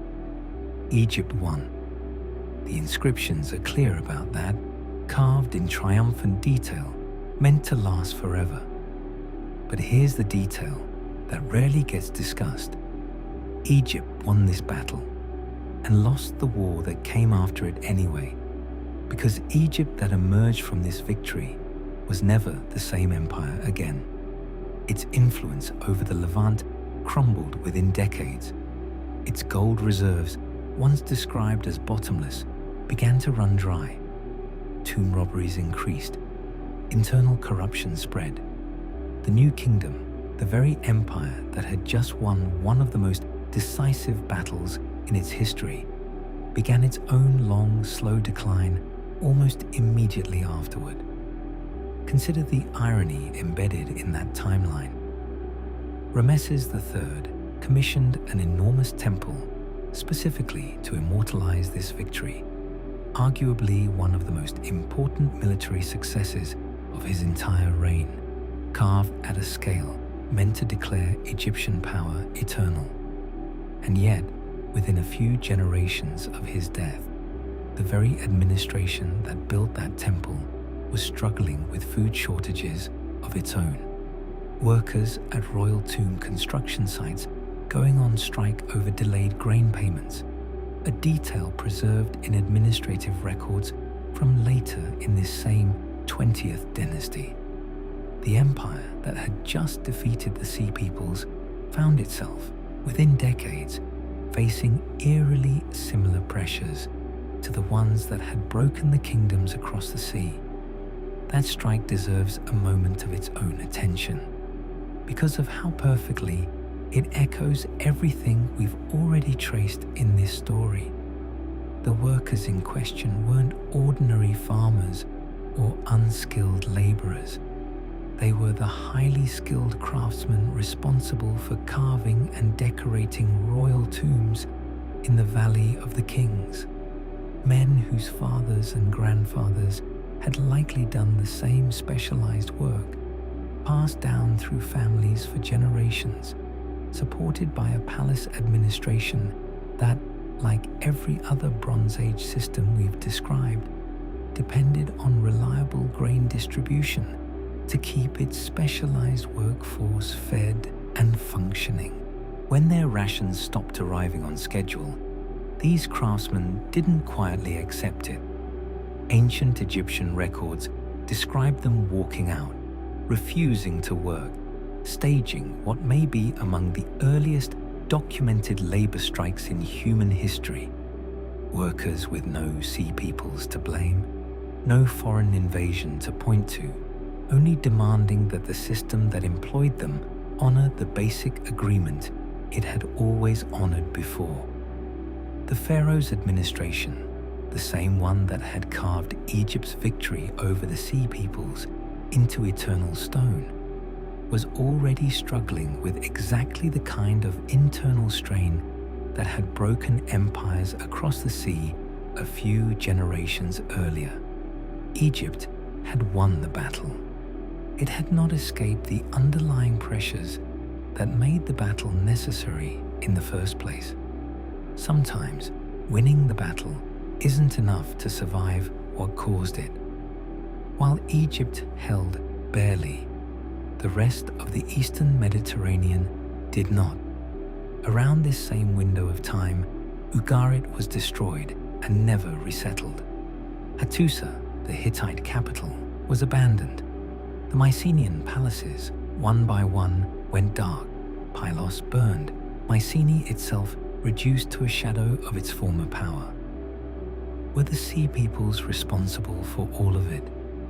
almost certainly not alone. Drought, internal rebellion, and the collapse of trade we traced in Chapter 2 had already brought these kingdoms to the edge. But arriving displaced populations, armed and desperate, at the exact moment these systems were already failing, may have been the final push that turned a slow decline into total collapse. Not the cause, the consequence, and the catalyst at the same time. You've probably seen this same dynamic somewhere smaller in your own life. One last problem arriving. Not the reason things were already shaky, but exactly enough weight to finally bring something down that was never going to hold much longer anyway. Egypt survived them, but Egypt was the only one who did. If some portion of the Sea Peoples were indeed displaced populations rather than a single invading army, the obvious question becomes, what happened to them after Egypt's victory at the Nile Delta? The most well-documented answer involves the Peliset, who appeared to have settled along the southern coast of Canaan in the decades immediately following this period, establishing what would become known to history as Philistia, a confederation of 5 major cities, including Ashdod, Ashkelon, and Gath. This wasn't necessarily a peaceful resettlement. Egyptian influence over this region had been weakening throughout this same period of crisis, leaving something of a power vacuum that displaced groups, having survived a major military defeat, were nonetheless able to exploit. Archaeological excavations at these Philistine sites reveal a culture that, in its earliest layers, looks distinctly foreign to the region. Pottery styles, architectural techniques, and even pig bones in food refuse, unusual for a region where pig consumption had been far less common among existing local populations. Within a few generations, however, this distinctly foreign material culture begins blending with local Canaanite traditions, suggesting a population that arrived as outsiders and gradually became, through intermarriage and cultural exchange, something new entirely. No longer simply displaced Aegean refugees, but a genuinely Levantine people with their own evolving identity. Consider the first uncertain seasons of one of these new settlements, a place that would eventually become a city like Ashdod or Ashkelon. People who, a decade earlier, might have been farming olive groves in the shadow of a Mycenaean palace are now clearing unfamiliar scrubland on a foreign coast, building homes from materials they're still learning to work with, trading cautiously with local Canaanite communities who eye them with the wariness any settled population reserves for newcomers who arrived armed and uninvited. There's no guarantee in those first years that any of it survives, and yet within a handful of generations, their descendants are minting their own identity, fighting their own wars, remembered eventually in the very biblical texts whose authors had no idea their adversaries had once been refugees fleeing the end of an entirely different world. This is, in its own way, one of the more hopeful threads buried inside an otherwise devastating story. Some of the people remembered in Egyptian inscriptions as a terrifying, world-ending threat went on, within a handful of generations, to build new cities, new trade networks, and a new cultural identity that would itself eventually become woven into the broader history of the region, including, centuries later, into the biblical narratives that remember the Philistines as recurring rivals of ancient Israel. Other groups named at Medinet Habu left a fainter trail. The Cheka appear briefly in later Egyptian texts, associated with a port city on the Levantine coast before disappearing from the historical record entirely. The Weshesh and Shekelesh leave almost no clear archaeological footprint after this period, their fate folded into the general churn of population movement and resettlement that defined this entire era, absorbed, presumably, into whatever communities would eventually take shape across the post-collapse Mediterranean, their distinct identity dissolving within a few generations into the broader populations around them. It's worth knowing, before we close this chapter, that the debate we've just walked through isn't settled history being calmly explained to you in hindsight. It's an active, sometimes heated argument still playing out among the people who've spent their careers on exactly this question. For much of the 20th century, if you'd asked a historian what ended the Bronze Age, you would likely have gotten a confident, single answer. The Sea Peoples did it. A wave of invaders swept through, and an otherwise healthy world fell. Clean story, clear villain. Then the climate data started arriving. The cave stalagmites, the lake sediments, the slow multi-decade drought we traced back in Chapter 2. Then came the rebellion evidence, the rationing at Hattusa, the grain prices spiking at Emar and Ugarit years before any ship with an unfamiliar flag ever appeared on the horizon. Piece by piece, the clean story got messier, and a newer generation of researchers began arguing for something far less satisfying to tell around a campfire: that no single factor, including the Sea Peoples, can fully explain a collapse this widespread and this complete. Under this more recent view, the Sea Peoples become something closer to a symptom and an accelerant than a root cause, real, consequential, and genuinely destructive, but not the singular villain a dramatic temple carving might suggest. This doesn't make the mystery any less compelling. If anything, it makes it more unsettling, because it removes the comforting idea that a single defeatable enemy was responsible for an entire age ending.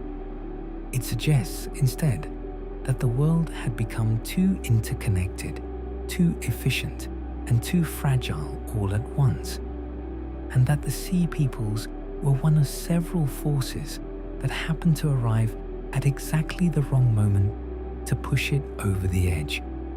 There's a reason this debate still hasn't fully resolved after more than a century of study.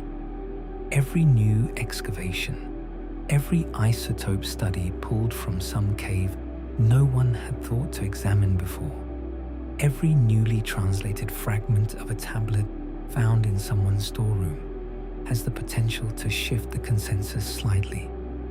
Historians keep returning to this story generation after generation, never quite finished asking the same question we started this chapter with. Who were the Sea Peoples? The most honest answer any serious historian can give you, even today, is we're still finding out. Part of why this question resists a final answer comes down to something deceptively basic: dating.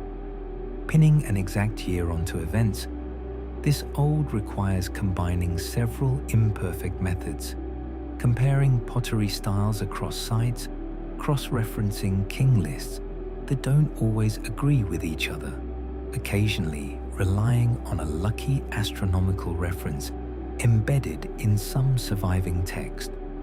Egyptian chronology, generally considered among the more reliable ancient timelines we have, still carries margins of error that can shift events by a decade or more, depending on which scholarly reconstruction you trust. This matters more than it might seem, because a decade of uncertainty is more than enough room for entire chains of cause and effect to scramble. Did the drought in the Aegean truly precede the first Sea People's raids on Egypt's borders? Or did some of these events overlap, or even run in something closer to reverse order than we currently assume? Researchers spend entire careers narrowing these windows, cross-referencing carbon dating from destruction layers with dendrochronology from preserved wood, with volcanic ash layers from eruptions whose dates we know with unusual precision, slowly tightening a timeline that, even now, remains accurate only within a margin of years rather than days. Think about what that means for you, listening tonight. Nearly everything in this story, the order of collapse, the sequence of letters, the precise relationship between drought and migration and invasion, represents historians' best current reconstruction, not an unshakable fact carved as permanently as the walls at Medinet Habu. The story is solid. The broad shape of it isn't seriously disputed by anyone working in the field. But the fine details, the things that would let us say definitively who moved first and who reacted to whom, remain genuinely unsettled, adjusted slightly with nearly every major new excavation. So who were the Sea Peoples? Refugees, fleeing a world that had already ended for them. Raiders, exploiting a world too weak to stop them. Or simply a name, a label history needed, even when the truth refused to fit inside it. Maybe all three are true, in different ships, on different shores, in different years of the same unraveling decade. A Mycenaean farmer fleeing a burned palace, a Trojan mercenary no longer being paid, and an Egyptian scribe groping for a single word to describe an unprecedented multi-front crisis. Three completely different realities, all flattened into the same 5 names carved onto a temple wall.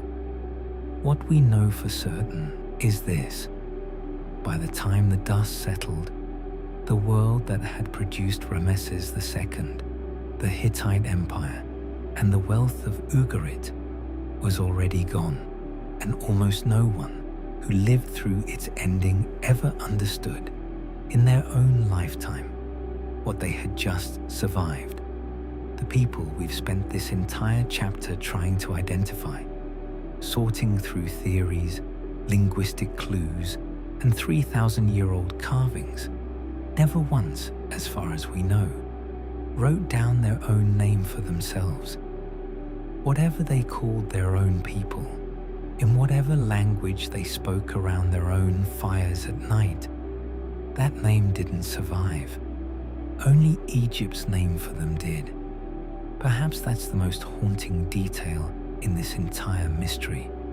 An entire confederation of peoples, displaced and desperate enough to reshape the map of the ancient world, remembered today only by the label given to them by the empire that defeated them.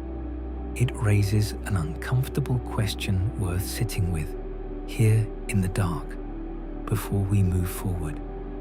How many displaced peoples throughout history have vanished from the record in exactly this way, known to us, if at all, only through the eyes and the language of whoever happened to defeat or outlast them? How many names, how many homelands, how many entire ways of life just went unrecorded because the only literate civilization nearby had no particular interest in remembering them accurately? The Sea Peoples are not unique in this. They are simply one of the better documented examples of a pattern that likely repeated itself, unnoticed and without inscription, across thousands of years of human history. Entire peoples reduced, in the surviving record, to a single foreign word stamped onto someone else's monument. We may never know what they called themselves, but we know now what they did, And we know what was waiting for the world they left behind. A slow, scattering collapse that, in our next chapter, would reach almost every shore they touched. Here's something worth sitting with for a moment, in the dark, before we go any further. You've probably watched something collapse in your own lifetime. A company, a relationship, a neighborhood that used to feel safe and doesn't anymore. And if you've watched closely, you've probably noticed something strange about how collapse actually works. It's never just one thing. It's never one bad decision, one bad year, one single point of failure. It's always a chain. One weak point giving way, putting pressure on the next, until the whole structure is failing faster than anyone can name the cause. Think about the last time you watched a company fail, or heard about one secondhand. There's rarely a single villain in the story, even though we always want one. Usually, it's a slow accumulation, a market shift nobody planned for, layered on top of a leadership change, layered on top of a competitor's lucky break, layered on top of decisions made years earlier by people who are long gone by the time the consequences finally land. By the time the company actually closes its doors, dozens of small failures have already compounded into one large, seemingly sudden one. That's exactly what happened across the Eastern Mediterranean in the decades surrounding 1177 BC. Not one collapse, a cascade, and once it started, almost nothing could stop it. Let's start in the north, with the Hittites, the empire that had stood as Egypt's equal for centuries, the empire whose capital, Hattusa, we described as a fortress of stone and grain and bureaucratic order. By the early 1100s BC, Hattusa was abandoned, not conquered in some recorded final battle, not burned by an invading army whose name made it into anyone's inscriptions. Abandoned. The royal archives, the very clay tablets that recorded centuries of treaties, trade, and desperate grain requests, just stop. The last king, likely Suppiluliuma II, vanishes from the historical record without a clear account of his empire's final days. This absence of a dramatic ending is, in its own way, more unsettling than a recorded siege would be. We have detailed Egyptian accounts of the battle against the Sea Peoples, complete with named enemy groups and triumphant carvings. We have nothing comparable for the Hittite capital. No enemy named, no final battle described, no surviving account from either side explaining exactly what happened in Hattusa's last days. The silence itself has become a kind of evidence, suggesting an ending too chaotic, too gradual, or too thoroughly final for anyone to have survived long enough to record it. Archaeologists have found evidence of fire at the site, but the city's population appears to have been small by the time it burned. Many residents had likely already left, fleeing a capital that could no longer feed them, long before any flame reached its walls. Excavations show that valuable royal archives in some buildings had already been removed before the destruction, suggesting at least some organized evacuation took place, an administration trying to preserve what it could, even as it recognized the capital itself could no longer be defended or sustained. Try to picture the last weeks inside that capital, before whatever fire eventually came. Not panic exactly. Panic is loud, and this looks, in the archaeological record, almost the opposite of loud. A scribe, one of the last still working in the royal archive, carefully wrapping tablets that matter most, the treaties, the trade records, whatever the administration judged worth saving, loading them onto carts bound for some safer regional outpost. Officials who once managed a network stretching from Egypt to Babylon, now managing something much smaller. Which family leaves this week? Which storeroom still has grain worth guarding? Which road south is still safe enough to travel? No final battle, no enemy banner raised over the walls. Just eventually, too few people left to call it a capital at all, and a fire that arrived to claim a city that had largely already emptied itself out from the inside. Think about that. The ending wasn't a dramatic siege. It was an empire's own people, quietly walking away from a system that had already failed them, long before history bothered to record its death. What happened to the Hittite population after Hattusa's abandonment remains another open question. Some scholars believe remnants of Hittite culture survived in smaller, so-called Neo-Hittite kingdoms in northern Syria, persisting for centuries after the Central Empire collapsed, fragments of a once great power continuing in diminished form, like embers surviving long after the main fire has gone out. The grand, unified empire that had once stood as Egypt's diplomatic equal, signing treaties carved in silver, never returned. But the people themselves, or at least some portion of them, appear to have simply continued, scattered and reorganized in smaller and less ambitious forms.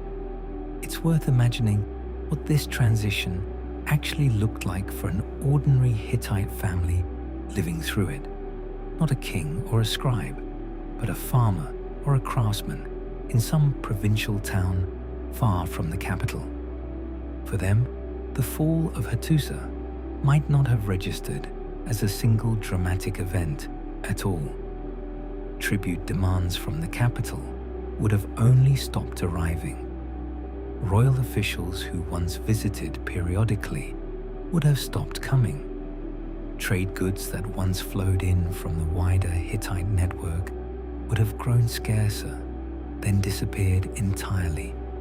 The empire wouldn't have ended for this family in one terrible afternoon. It would have ended the way a river dries up, not all at once, but in 1,000 small absences that, only looking backward, add up to something total. Across the sea, the Mycenaean world was unraveling in its own equally quiet way. Pylos, the palace whose meticulous Linear B records once tracked every jar of olive oil and every soldier's wages, was destroyed by fire around 1180 BC. Tablets found at the site, baked permanently readable by the very fire that ended the palace, describe last-minute preparations, watchers posted along the coast, bronze being redistributed for defense, a society that knew in its final days that something was coming. Try standing on the headland above Pylos' harbour in those final weeks, alongside one of the watchers the tablets describe. His job is simple and exhausting. Scan the horizon, hour after hour, for ships that don't belong. He's not a soldier by training, just a local man pressed into a rotation because the palace administration, in its dwindling final days, needed eyes on every stretch of coast it could no longer properly defend with trained troops alone. Behind him, somewhere in the palace, scribes are still doing what scribes always do, counting bronze, redistributing weapons to whatever defenders remain, recording it all on tablets they have no way of knowing will become some of the last words anyone ever writes in this script. One of the last sets of tablets from Pylos describes the mobilization of rowers and the positioning of watchers, specifically along the coastline. A defensive posture aimed squarely at a seaborne threat. Whether this was the same coalition that would later challenge Egypt, or a more local manifestation of the same broader unrest sweeping the region, the palace administration clearly understood that danger was approaching from the water, and clearly believed, right up until the moment the fire took the palace, that organized defense was still possible. It came anyway. Mycenae itself, the legendary citadel, survived a bit longer, but in a diminished form, its population shrinking, its grand building projects stopping, its trade networks withering to almost nothing within a generation or two. Tiryns, Thebes. One by one, the great palace centers of the Mycenaean world either burned or were simply abandoned, never to be rebuilt with anything resembling their former scale. It wasn't only the largest, most famous palaces that fell silent during this stretch of decades. Smaller administrative centers throughout the Aegean and Anatolia tell the same basic story in miniature. At a site called Troy, yes, that Troy, the city Homer's epics would later make legendary, archaeologists have identified a destruction layer dating to roughly this same general period, evidence of fire and violence consistent with, though not definitively proving, the kind of conflict later generations would remember as the Trojan War.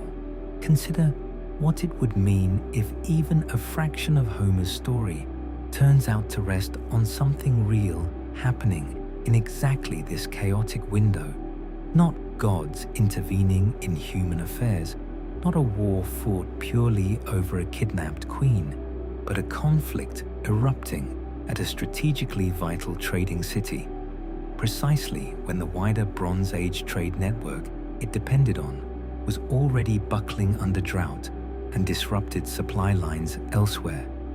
A war that started, perhaps, as one more local resource conflict among many, in a world where resource conflicts were becoming increasingly common everywhere at once, only to be remembered 4 centuries later as something far grander and more singular than the messy, overlapping reality it likely was. We'll probably never know exactly how much of the Iliad reflects a real war fought at a real moment of real crisis, versus how much is poetic invention layered on top of half-remembered fragments. But the destruction layer is real. The timing lines up. And that alone is enough to make you wonder how many other stories we now treat as pure myth might be sitting on top of buried, very real Bronze Age catastrophe. Here's the question worth asking, the same one we asked back in Chapter 2. What happens when the food runs short, the trade stops, and a population that depended entirely on its palace for survival realizes the palace can no longer protect it? In the Mycenaean world, we now have an answer. They left, or they rebelled, or they just stopped maintaining a system that had stopped working for them, and an entire civilization, the one that would later be remembered, half mythologized as the heroes of Troy, faded into what archaeologists now call a dark age, writing itself, the script of Linear B, vanished from Greece for nearly 4 centuries, 400 years before anyone in that region could write again. What makes this particular silence so striking is how completely the skill itself disappeared, not just the convenience of using it. Linear B wasn't a language Greek speakers forgot how to pronounce. It was a specialized administrative technology taught only to a small class of palace-trained scribes who needed the palace system itself to justify their years of training and to employ them once trained. When the palaces burned, the institution that created and sustained literacy burned with them. Ordinary Mycenaean farmers, herders, and soldiers had likely never been taught to read or write in the first place. Literacy in this world was a palace privilege, not a broad social skill, which meant that when the palace scribal class vanished, there was no wider literate population left to preserve the skill at all. This is part of why the Greek Dark Age lasted as long as it did. It wasn't simply that books were lost or libraries burned. The entire social structure capable of producing and maintaining written language had to be rebuilt from nothing, a process that took centuries rather than years, and that ultimately produced something different from what had existed before, a new alphabet adapted from Phoenician traders rather than inherited from the old Linear B tradition, emerging only once Greek society had reorganized itself enough to need writing again. We've returned to Ugarit twice already in this story. Once as the thriving trading hub at the center of Bronze Age globalization. Once as the source of the desperate letters that survived its own destruction by fire. Now we return a final time for its ending, sometime around 1185 to 1175 BC. Ugarit was destroyed. The city was never resettled, not partially, not generations later by some new population reclaiming the site. Never. This finality deserves attention because it sets Ugarit apart from many other Bronze Age sites that suffered destruction during this period. Many destroyed cities across the ancient world were eventually rebuilt, sometimes within a generation, sometimes after centuries, but eventually reoccupied by someone. Ugarit's harbor, once crowded with ships from 4 civilizations, just emptied and stayed empty. The site would remain unoccupied and largely forgotten until French archaeologists rediscovered it in the 1920s, after a farmer's plow accidentally struck an ancient tomb. Archaeologists excavating the city found something chilling in its ruins. Arrowheads embedded in walls, doorways blocked from the inside, as if residents had tried, in their final hours, to barricade themselves against something they couldn't stop. Among the debris, valuable goods were left behind entirely. Gold, ivory, valuable tablets, the kind of items people grab first when they flee somewhere they intend to return to. Try to picture one specific house, the kind excavators have actually uncovered at the site. A merchant's home, comfortable by the standards of its time, courtyard open to the sky, storage rooms still holding jars of oil and wine when the fire came. Somewhere in that final night, someone dragged furniture against a doorway, the way you'd brace a door against wind, except this wasn't wind. Maybe they heard shouting in the street outside, or saw firelight where there shouldn't have been any, coming from the direction of the harbor that had fed this family's wealth for generations. Whatever they heard or saw, they made a choice in the dark that we can still read 3,000 years later, in the position of the furniture itself. Stay and barricade the door rather than run. We don't know if that choice saved them or doomed them. We only know the house burned, the door stayed blocked, and no one ever came back to clear the debris or rebuild on the same foundation. They never returned. One of the last tablets ever written in the city, found still in a kiln where it was being baked when the destruction came, is a letter. It was never delivered. It never could be.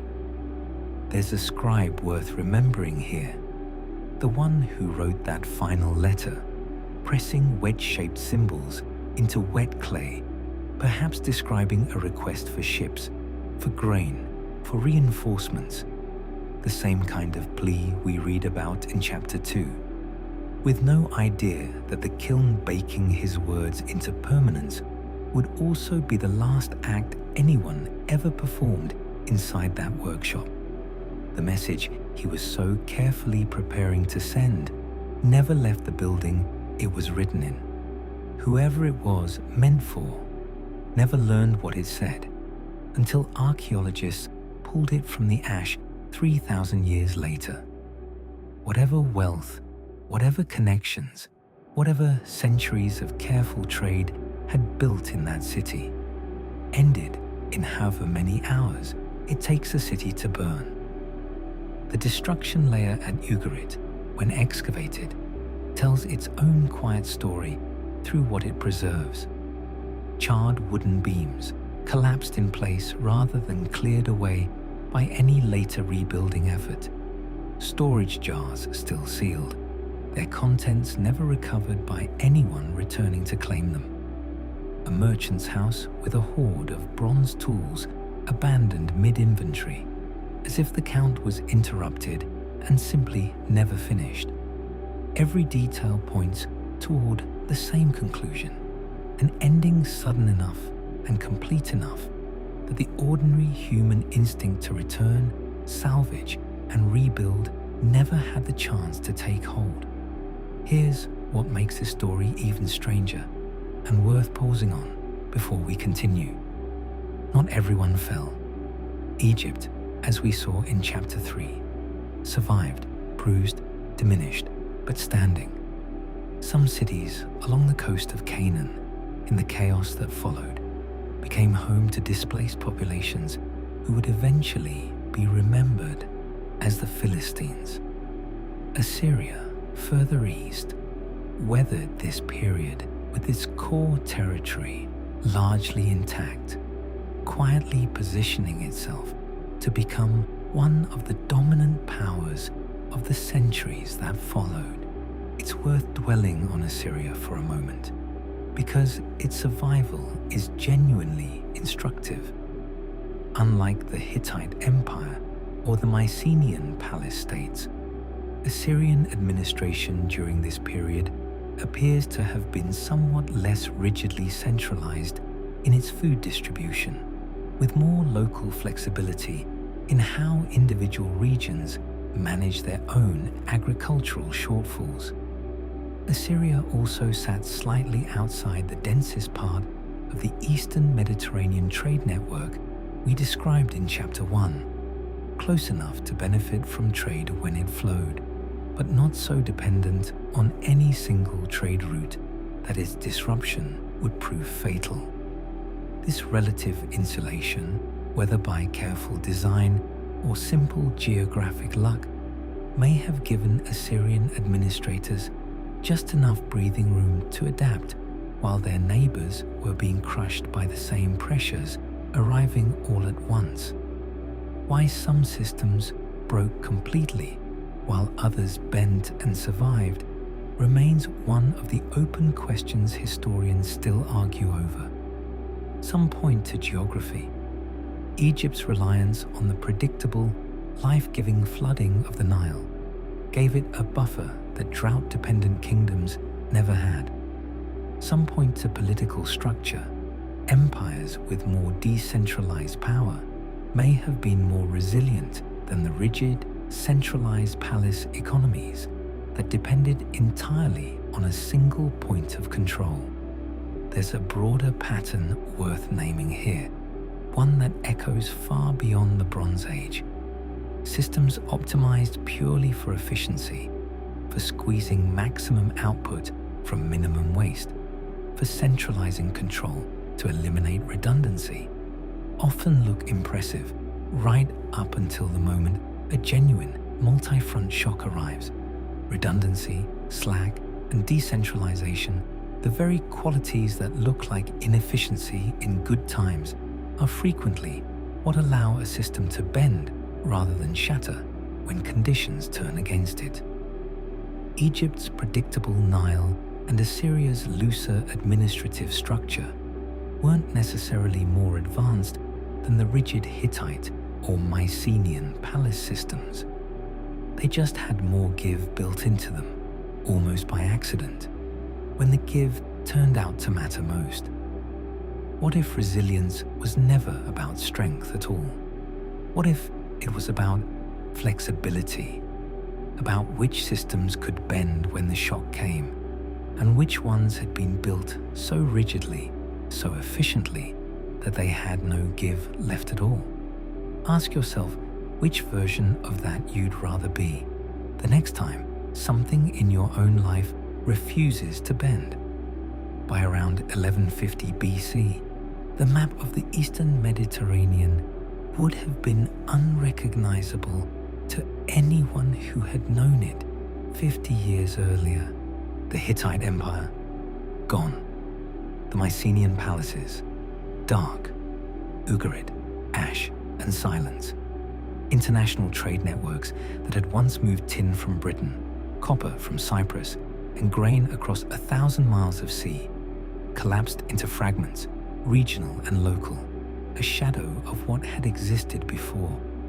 Bronze itself, the material that had named an entire age, would soon begin to be replaced by something more accessible, more democratized, requiring no 1,000-mile trade route to produce: iron.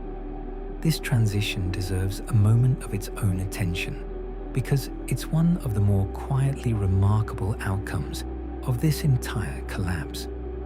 Iron ore exists in far more places than the specific combination of copper and tin required for bronze.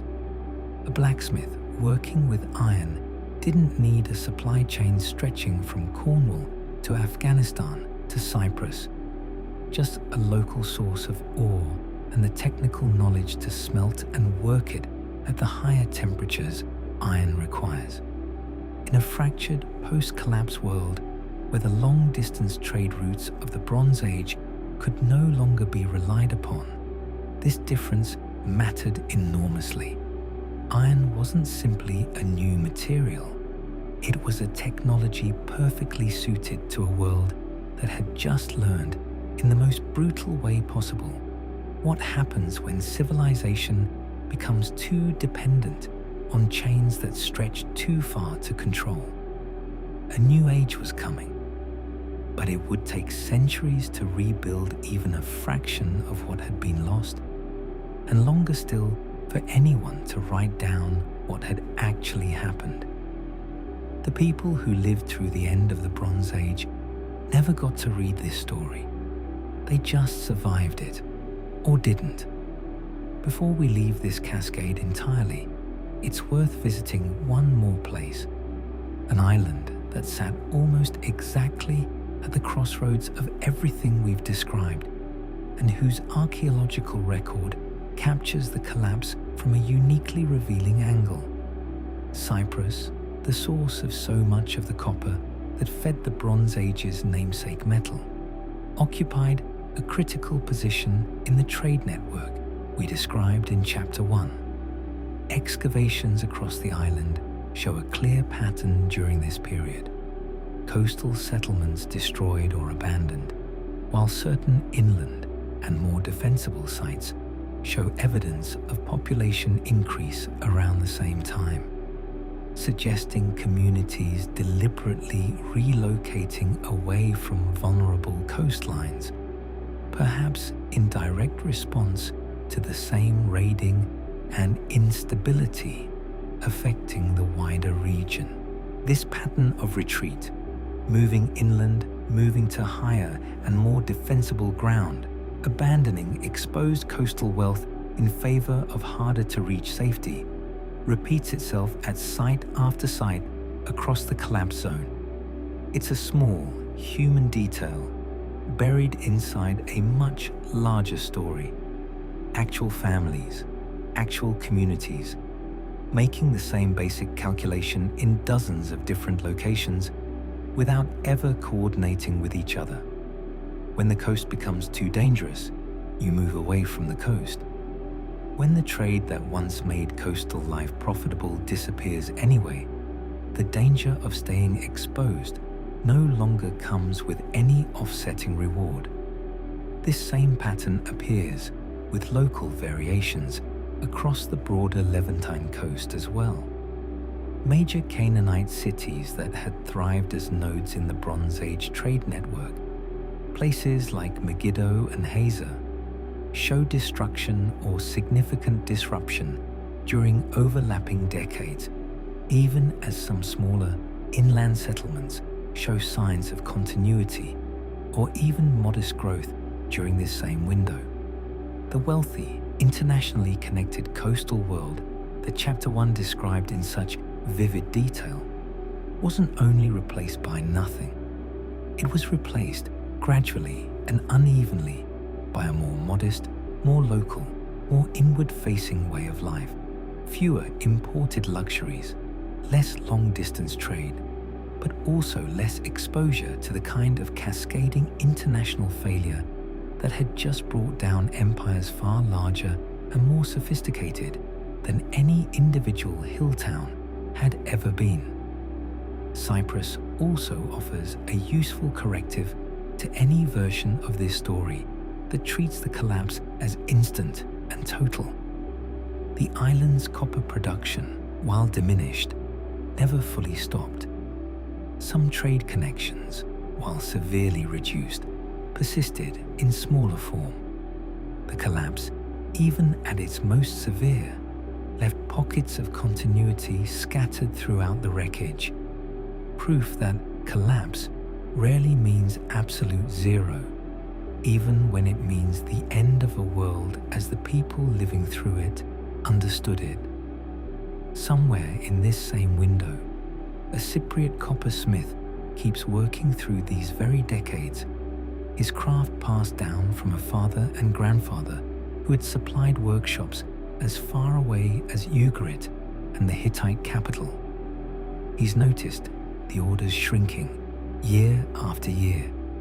The ships that once arrived reliably from a dozen different ports now arrive from 2 or 3, then sometimes from only 1. He still works. He still smelts ore the same way his father taught him, because the skill itself hasn't disappeared, even as the world that once consumed its output has grown dramatically smaller around him. This is, in many ways, what survival actually looks like during a collapse this gradual and this uneven. Not heroic resistance, not dramatic last stands, but ordinary craftsmen silently continuing to do the only work they know how to do, adjusting their expectations downward year after year, never experiencing a single moment they could point to and call the end. Just a long, slow narrowing of a world that used to feel much larger than the one they eventually grew old inside. Close your eyes for a moment, if you haven't already, and picture the world we've been describing all night. The ships, the bronze workshops, the clay tablets, carefully recording every jar of oil, every soldier's wage, kings writing to each other as brothers, a network spanning 3 continents, more connected than anything that had ever existed before it. Now picture all of it, gone quiet, not destroyed in a single dramatic instant, just quiet. The way a city sounds at 3 in the morning, when even the few people still awake have stopped talking. That's the world we step into now, the world after. Historians call the centuries that followed the Bronze Age collapse a dark age, not because the people living through it were somehow lesser, but because the historical record itself goes dark. Writing disappears across much of the region. Monumental building stops. Trade, once spanning thousands of miles, shrinks to a single valley, a single coastline, sometimes a single village struggling to feed itself. In Greece, this period lasted roughly 400 years, 4 centuries without the script of Linear B, 4 centuries during which the population, by some archaeological estimates, dropped significantly.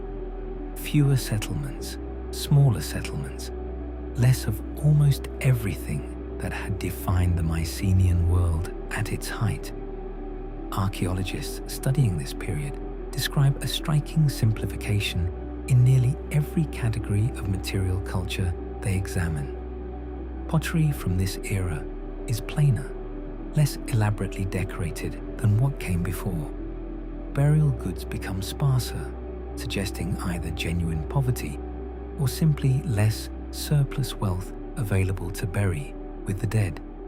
Houses grow smaller and more modest, often built directly on top of the ruins of the grand palaces that once stood in the same locations, as if later generations were squatting in the shadow of an achievement they could no longer replicate or even fully comprehend. Try being born into that world. You would never have seen a written word in your entire life. You would have heard stories, half-remembered fragments about kings who once lived in palaces of stone, about a great war fought over a city called Troy, but you would have had no way to verify any of it. No tablets, no records, just whatever survived in memory passed mouth to mouth, growing more legendary and less precise with every generation that repeated it. Picture a grandfather, 3 generations removed from the collapse, telling children gathered around a fire about ancestors who once lived in palaces with running water and painted walls, who commanded armies of bronze-armored soldiers, who wrote down every transaction in a script no one living could still read. To those children, this story would sound less like remembered history and more like myth, gods and heroes from some impossibly distant golden age, rather than the literal great-great-grandparents of people still living in the same valley, farming the same depleted fields. Now picture it from the child side of that fire. She has never seen a wall taller than the mud brick house she sleeps in. She has never tasted wine carried in from another land, never seen cloth dyed a color she couldn't make herself from plants growing nearby.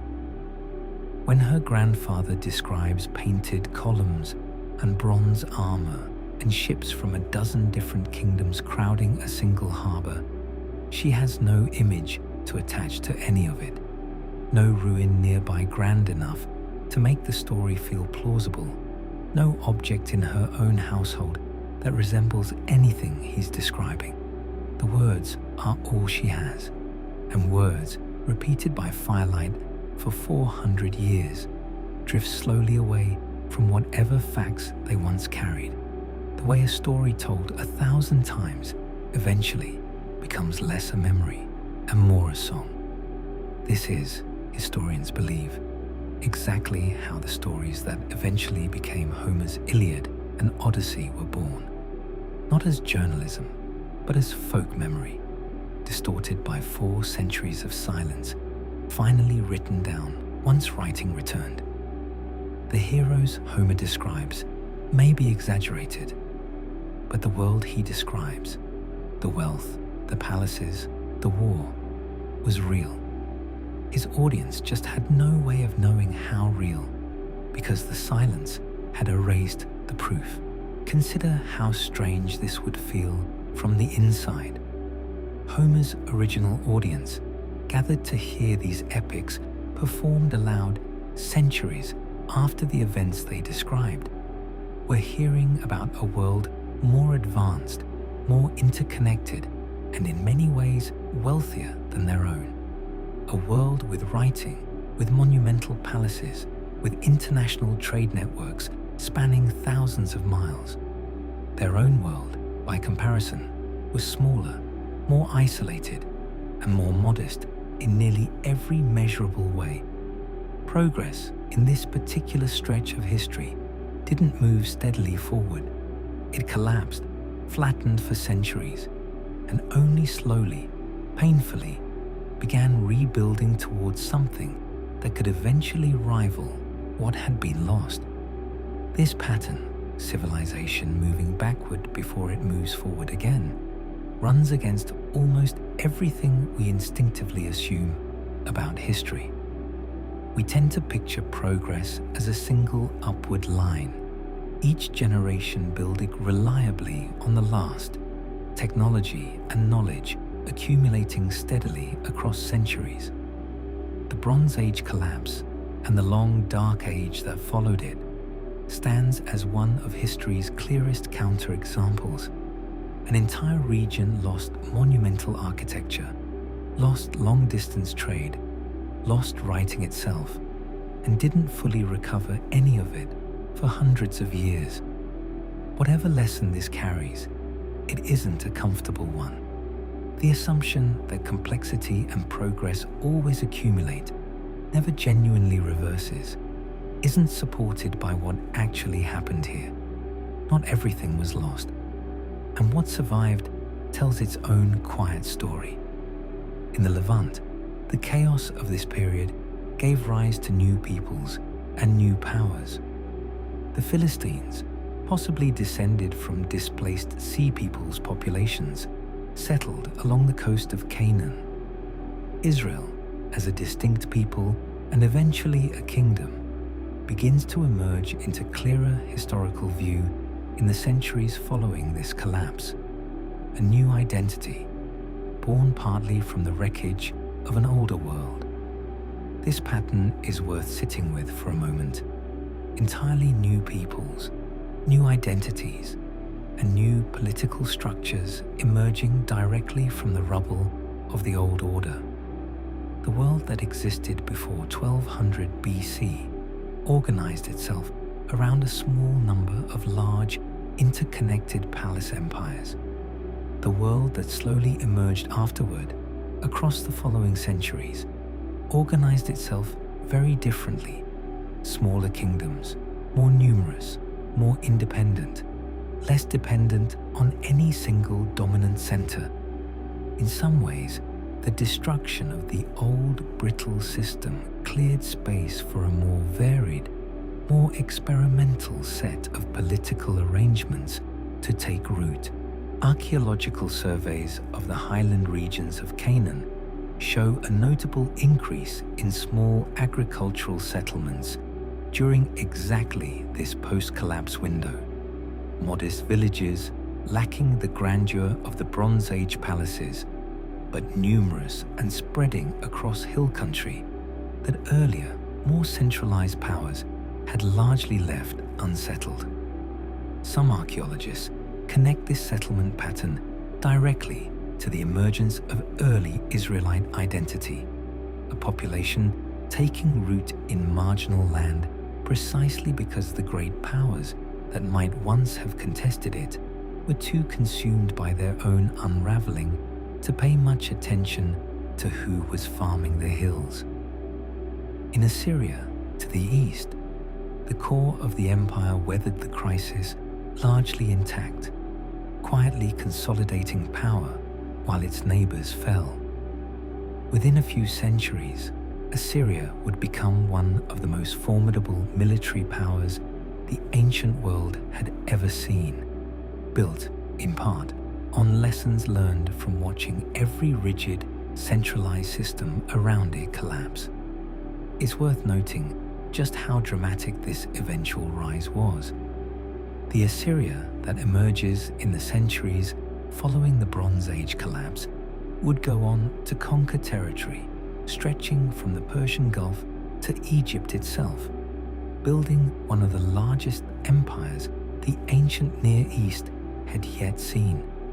The very civilization that had slowly survived while its neighbors burned would, within a few hundred years, become the dominant power across the entire region those neighbors once occupied.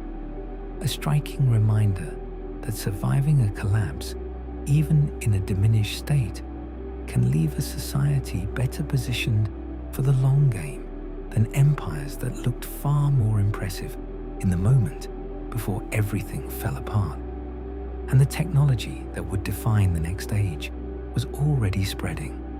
Iron, once a rare, almost ceremonial metal, became increasingly common. Unlike bronze, iron didn't require a 1,000-mile supply chain connecting Britain to Afghanistan to Cyprus.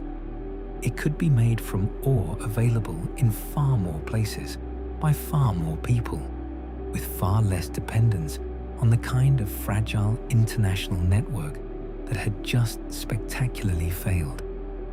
There's a kind of dark irony buried in this technological shift. For centuries, bronze had been a marker of power precisely because it was difficult to produce. Control over long-distance trade routes meant control over weapons, which meant control over political power itself. Iron broke that monopoly.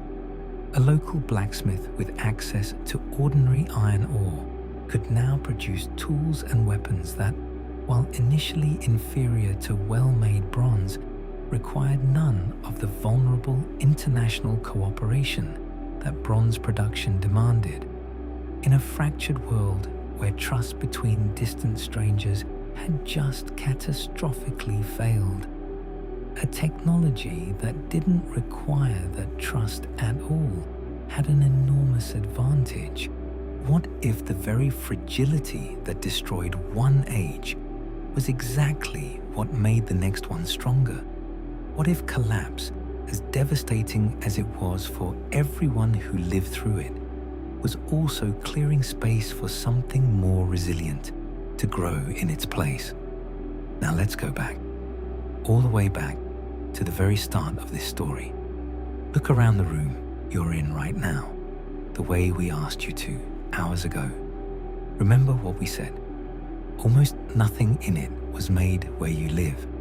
The phone in your pocket, the food in your kitchen, the fuel that gets you to work tomorrow.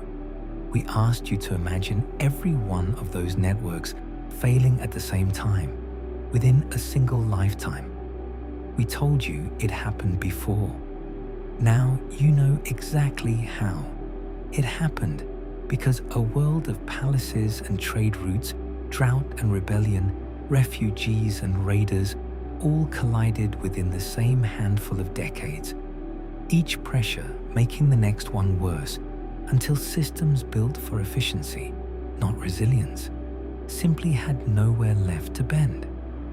It happened to people who had no warning beyond a few desperate letters, baked permanently into clay by the very fires that ended their cities.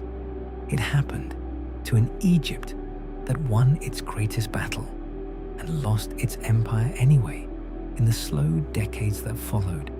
And it happened so completely that the very writing system used to record it all vanished from an entire civilization for 400 years. Let's walk back through it one more time, slowly, the way you'd retrace a path you'd only ever run through once, too quickly to notice all its turns. A network of empires, more connected than anything that had existed before them, each one trusting bronze, grain, and peace treaties to hold a fragile peace together. A shift in rainfall, small enough at first that no one alive could have recognized it as anything more than a few disappointing harvests. Letters, increasingly desperate, crossing seas that had once carried nothing more dangerous than trade goods and royal gifts. Populations on the move, some fleeing, some raiding, most just trying to survive a world that no longer had a place for them. Palaces burning one after another, never quite in the same year, never quite for the exact same reason, but all of them falling within the same general handful of decades. An empire that won its one great battle and lost everything else anyway. A silence, 4 centuries long, swallowing the very ability to write any of it down. The Bronze Age didn't end with a single villain, a single invasion, or a single cause anyone could point to and say, "There, that's what did it." It ended the way most things actually end, quietly, from multiple directions at once, by people who were simply trying to survive one more season and didn't realize until it was far too late that there wouldn't be another one. So why does this story still matter more than 3,000 years later? Because every system you depend on today, the ones we asked you to picture at the very beginning of this journey, is built on the same basic principle that built the Bronze Age world: specialization, interdependence, long, fragile chains connecting people who will never meet, each one trusting the next link will hold. It usually does, but for about 60 years, in one corner of the ancient world, it didn't. And entire civilizations that believed themselves eternal discovered, all at once, exactly how much they had been depending on a world that could disappear. Maybe that's the real reason this particular collapse still haunts us, more than the fall of Rome, more than any single empire's ending. Rome fell to something nameable: waves of migration, internal division, a slow political unraveling historians can trace with reasonable confidence across centuries. The Bronze Age collapse offers no equivalent comfort, no single cause to blame, no clear villain whose defeat might have prevented the whole catastrophe. Just an interlocking series of ordinary pressures: weather, hunger, displaced people, broken trust, arriving together in exactly the wrong combination, at exactly the wrong moment, against systems with no capacity left to absorb them. Because the Bronze Age didn't fall to a stronger enemy, it just ran out of slack. There's something worth carrying with you from this story, long after tonight. Not fear, exactly.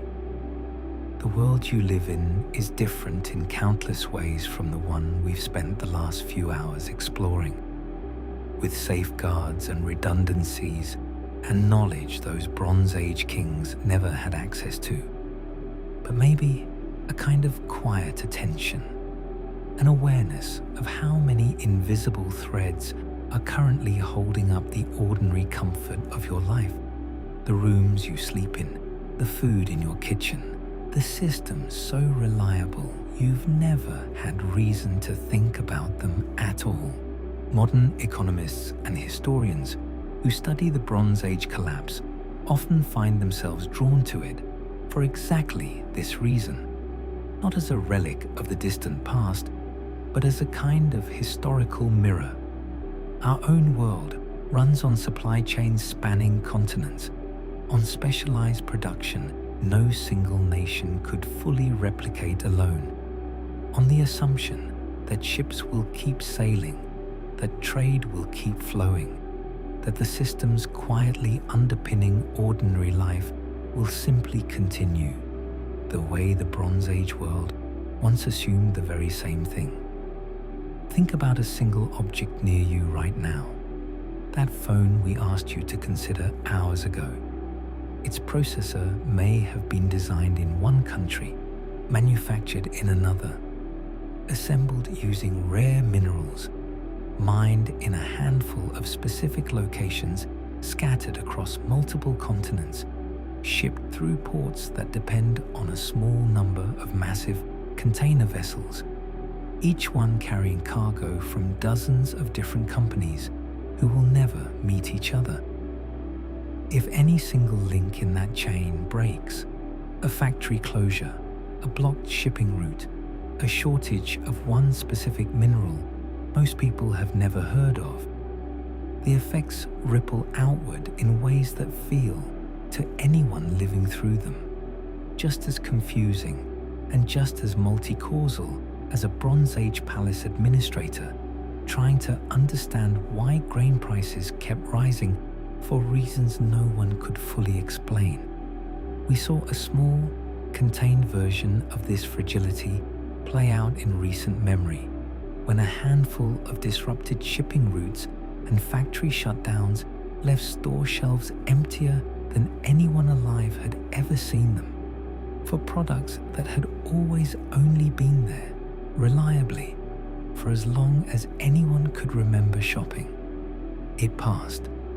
The system this time had enough slack left to absorb the shock and recover, but for a brief window, an enormous number of people experienced something genuinely similar to what we've spent this entire night describing. The unsettling realization that comfort and abundance, things that feel permanent precisely because you've never had reason to question them, are actually being held up by chains of cooperation between strangers who could, under the wrong combination of pressures, simply stop showing up. It's worth remembering too just how recently we've even been able to tell this story with any confidence at all. Linear B wasn't deciphered until the 1950s. The climate data from lake sediments and cave stalagmites that confirmed the multi-decade drought wasn't available until decades after that. Entire pieces of this puzzle, the letters from Ugarit, the destruction layers at site after site, the isotope records locked inside stone formations underground, had to be discovered, excavated, translated, and cross-referenced by researchers working across dozens of countries and multiple scientific disciplines, often without knowing how their individual piece would eventually connect to the larger picture. Picture the moment in 1952 when a young architect named Michael Ventris finally cracked the code of Linear B after years of treating it as a personal puzzle alongside his actual career. He wasn't a professional archaeologist or linguist. He plainly couldn't let the mystery go, working through grids of symbols in his spare time, testing theory after theory until the patterns finally clicked into something readable. And what they revealed was an early form of Greek, hiding in plain sight on tablets that had been excavated decades earlier and sitting, untranslated, in museum drawers the entire time. Think about how strange that is. The words of Pylos' last scribes, the rosters and rations and watcher assignments we described earlier tonight, sat completely silent and unreadable for over 3,000 years, and then for several more decades after their rediscovery, simply because no one had yet found the key.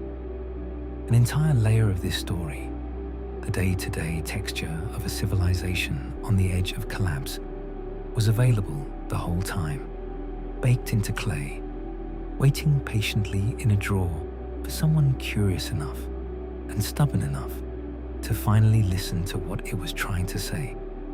The story we've told you tonight didn't exist in any coherent form even 100 years ago.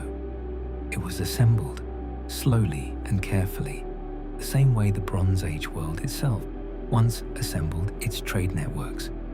One fragment, one connection, one distant collaborator at a time. 3,000 years from now, if anyone is still around to study the remains of our own civilization, they may find their own version of Ugarit's burned letters, their own version of Hattusa's quiet abandonment, their own fragments of a world that believed, right up until the very end, that it would outright continue. Or maybe they won't. Maybe the lessons buried in stories like this one are exactly what allow a civilization to recognize its own fragile chains before they break, rather than after, to notice the rain failing to come, the letters growing more desperate, the warnings everyone is too comfortable to take seriously, while there's still time left to do something about it. We can't know which version of the future is waiting, but for tonight, that's not your problem to solve. What you can know, lying here in the dark, is something quieter and more immediate. Tonight isn't about predicting collapse or fearing fragility or treating every supply chain you depend on as a countdown towards some Bronze Age style ending. It's simply about noticing, for one night, how much ordinary comfort rests on cooperation between strangers, and then letting that noticing settle into something closer to gratitude than dread before sleep takes over from here. The Hittite scribes who wrote those final desperate letters never got the luxury of a story like this one, told slowly, in the dark, with someone else doing the worrying for them. They lived every uncertain day of it in real time, with no way of knowing how the story ended, no historian 3,000 years in the future to eventually explain what had actually happened to them. You have the rare comfort of knowing exactly how their story ends, because you're far enough away from it, in time, to see the whole shape at once. Let that distance do something for you tonight. Let the ending already being written take the weight off needing to figure anything out right now. And somewhere in the dark, 3,000 years later, every fragile network we've quietly built since then is still depending on the rain coming, the ships arriving, and the world remaining just connected enough to hold. If you'd like to fall asleep to another forgotten collapse, another vanished people, another civilization that thought it was eternal, right up until it wasn't, we tell one of these stories every week. You don't have to do anything right now. Just rest, sleep well,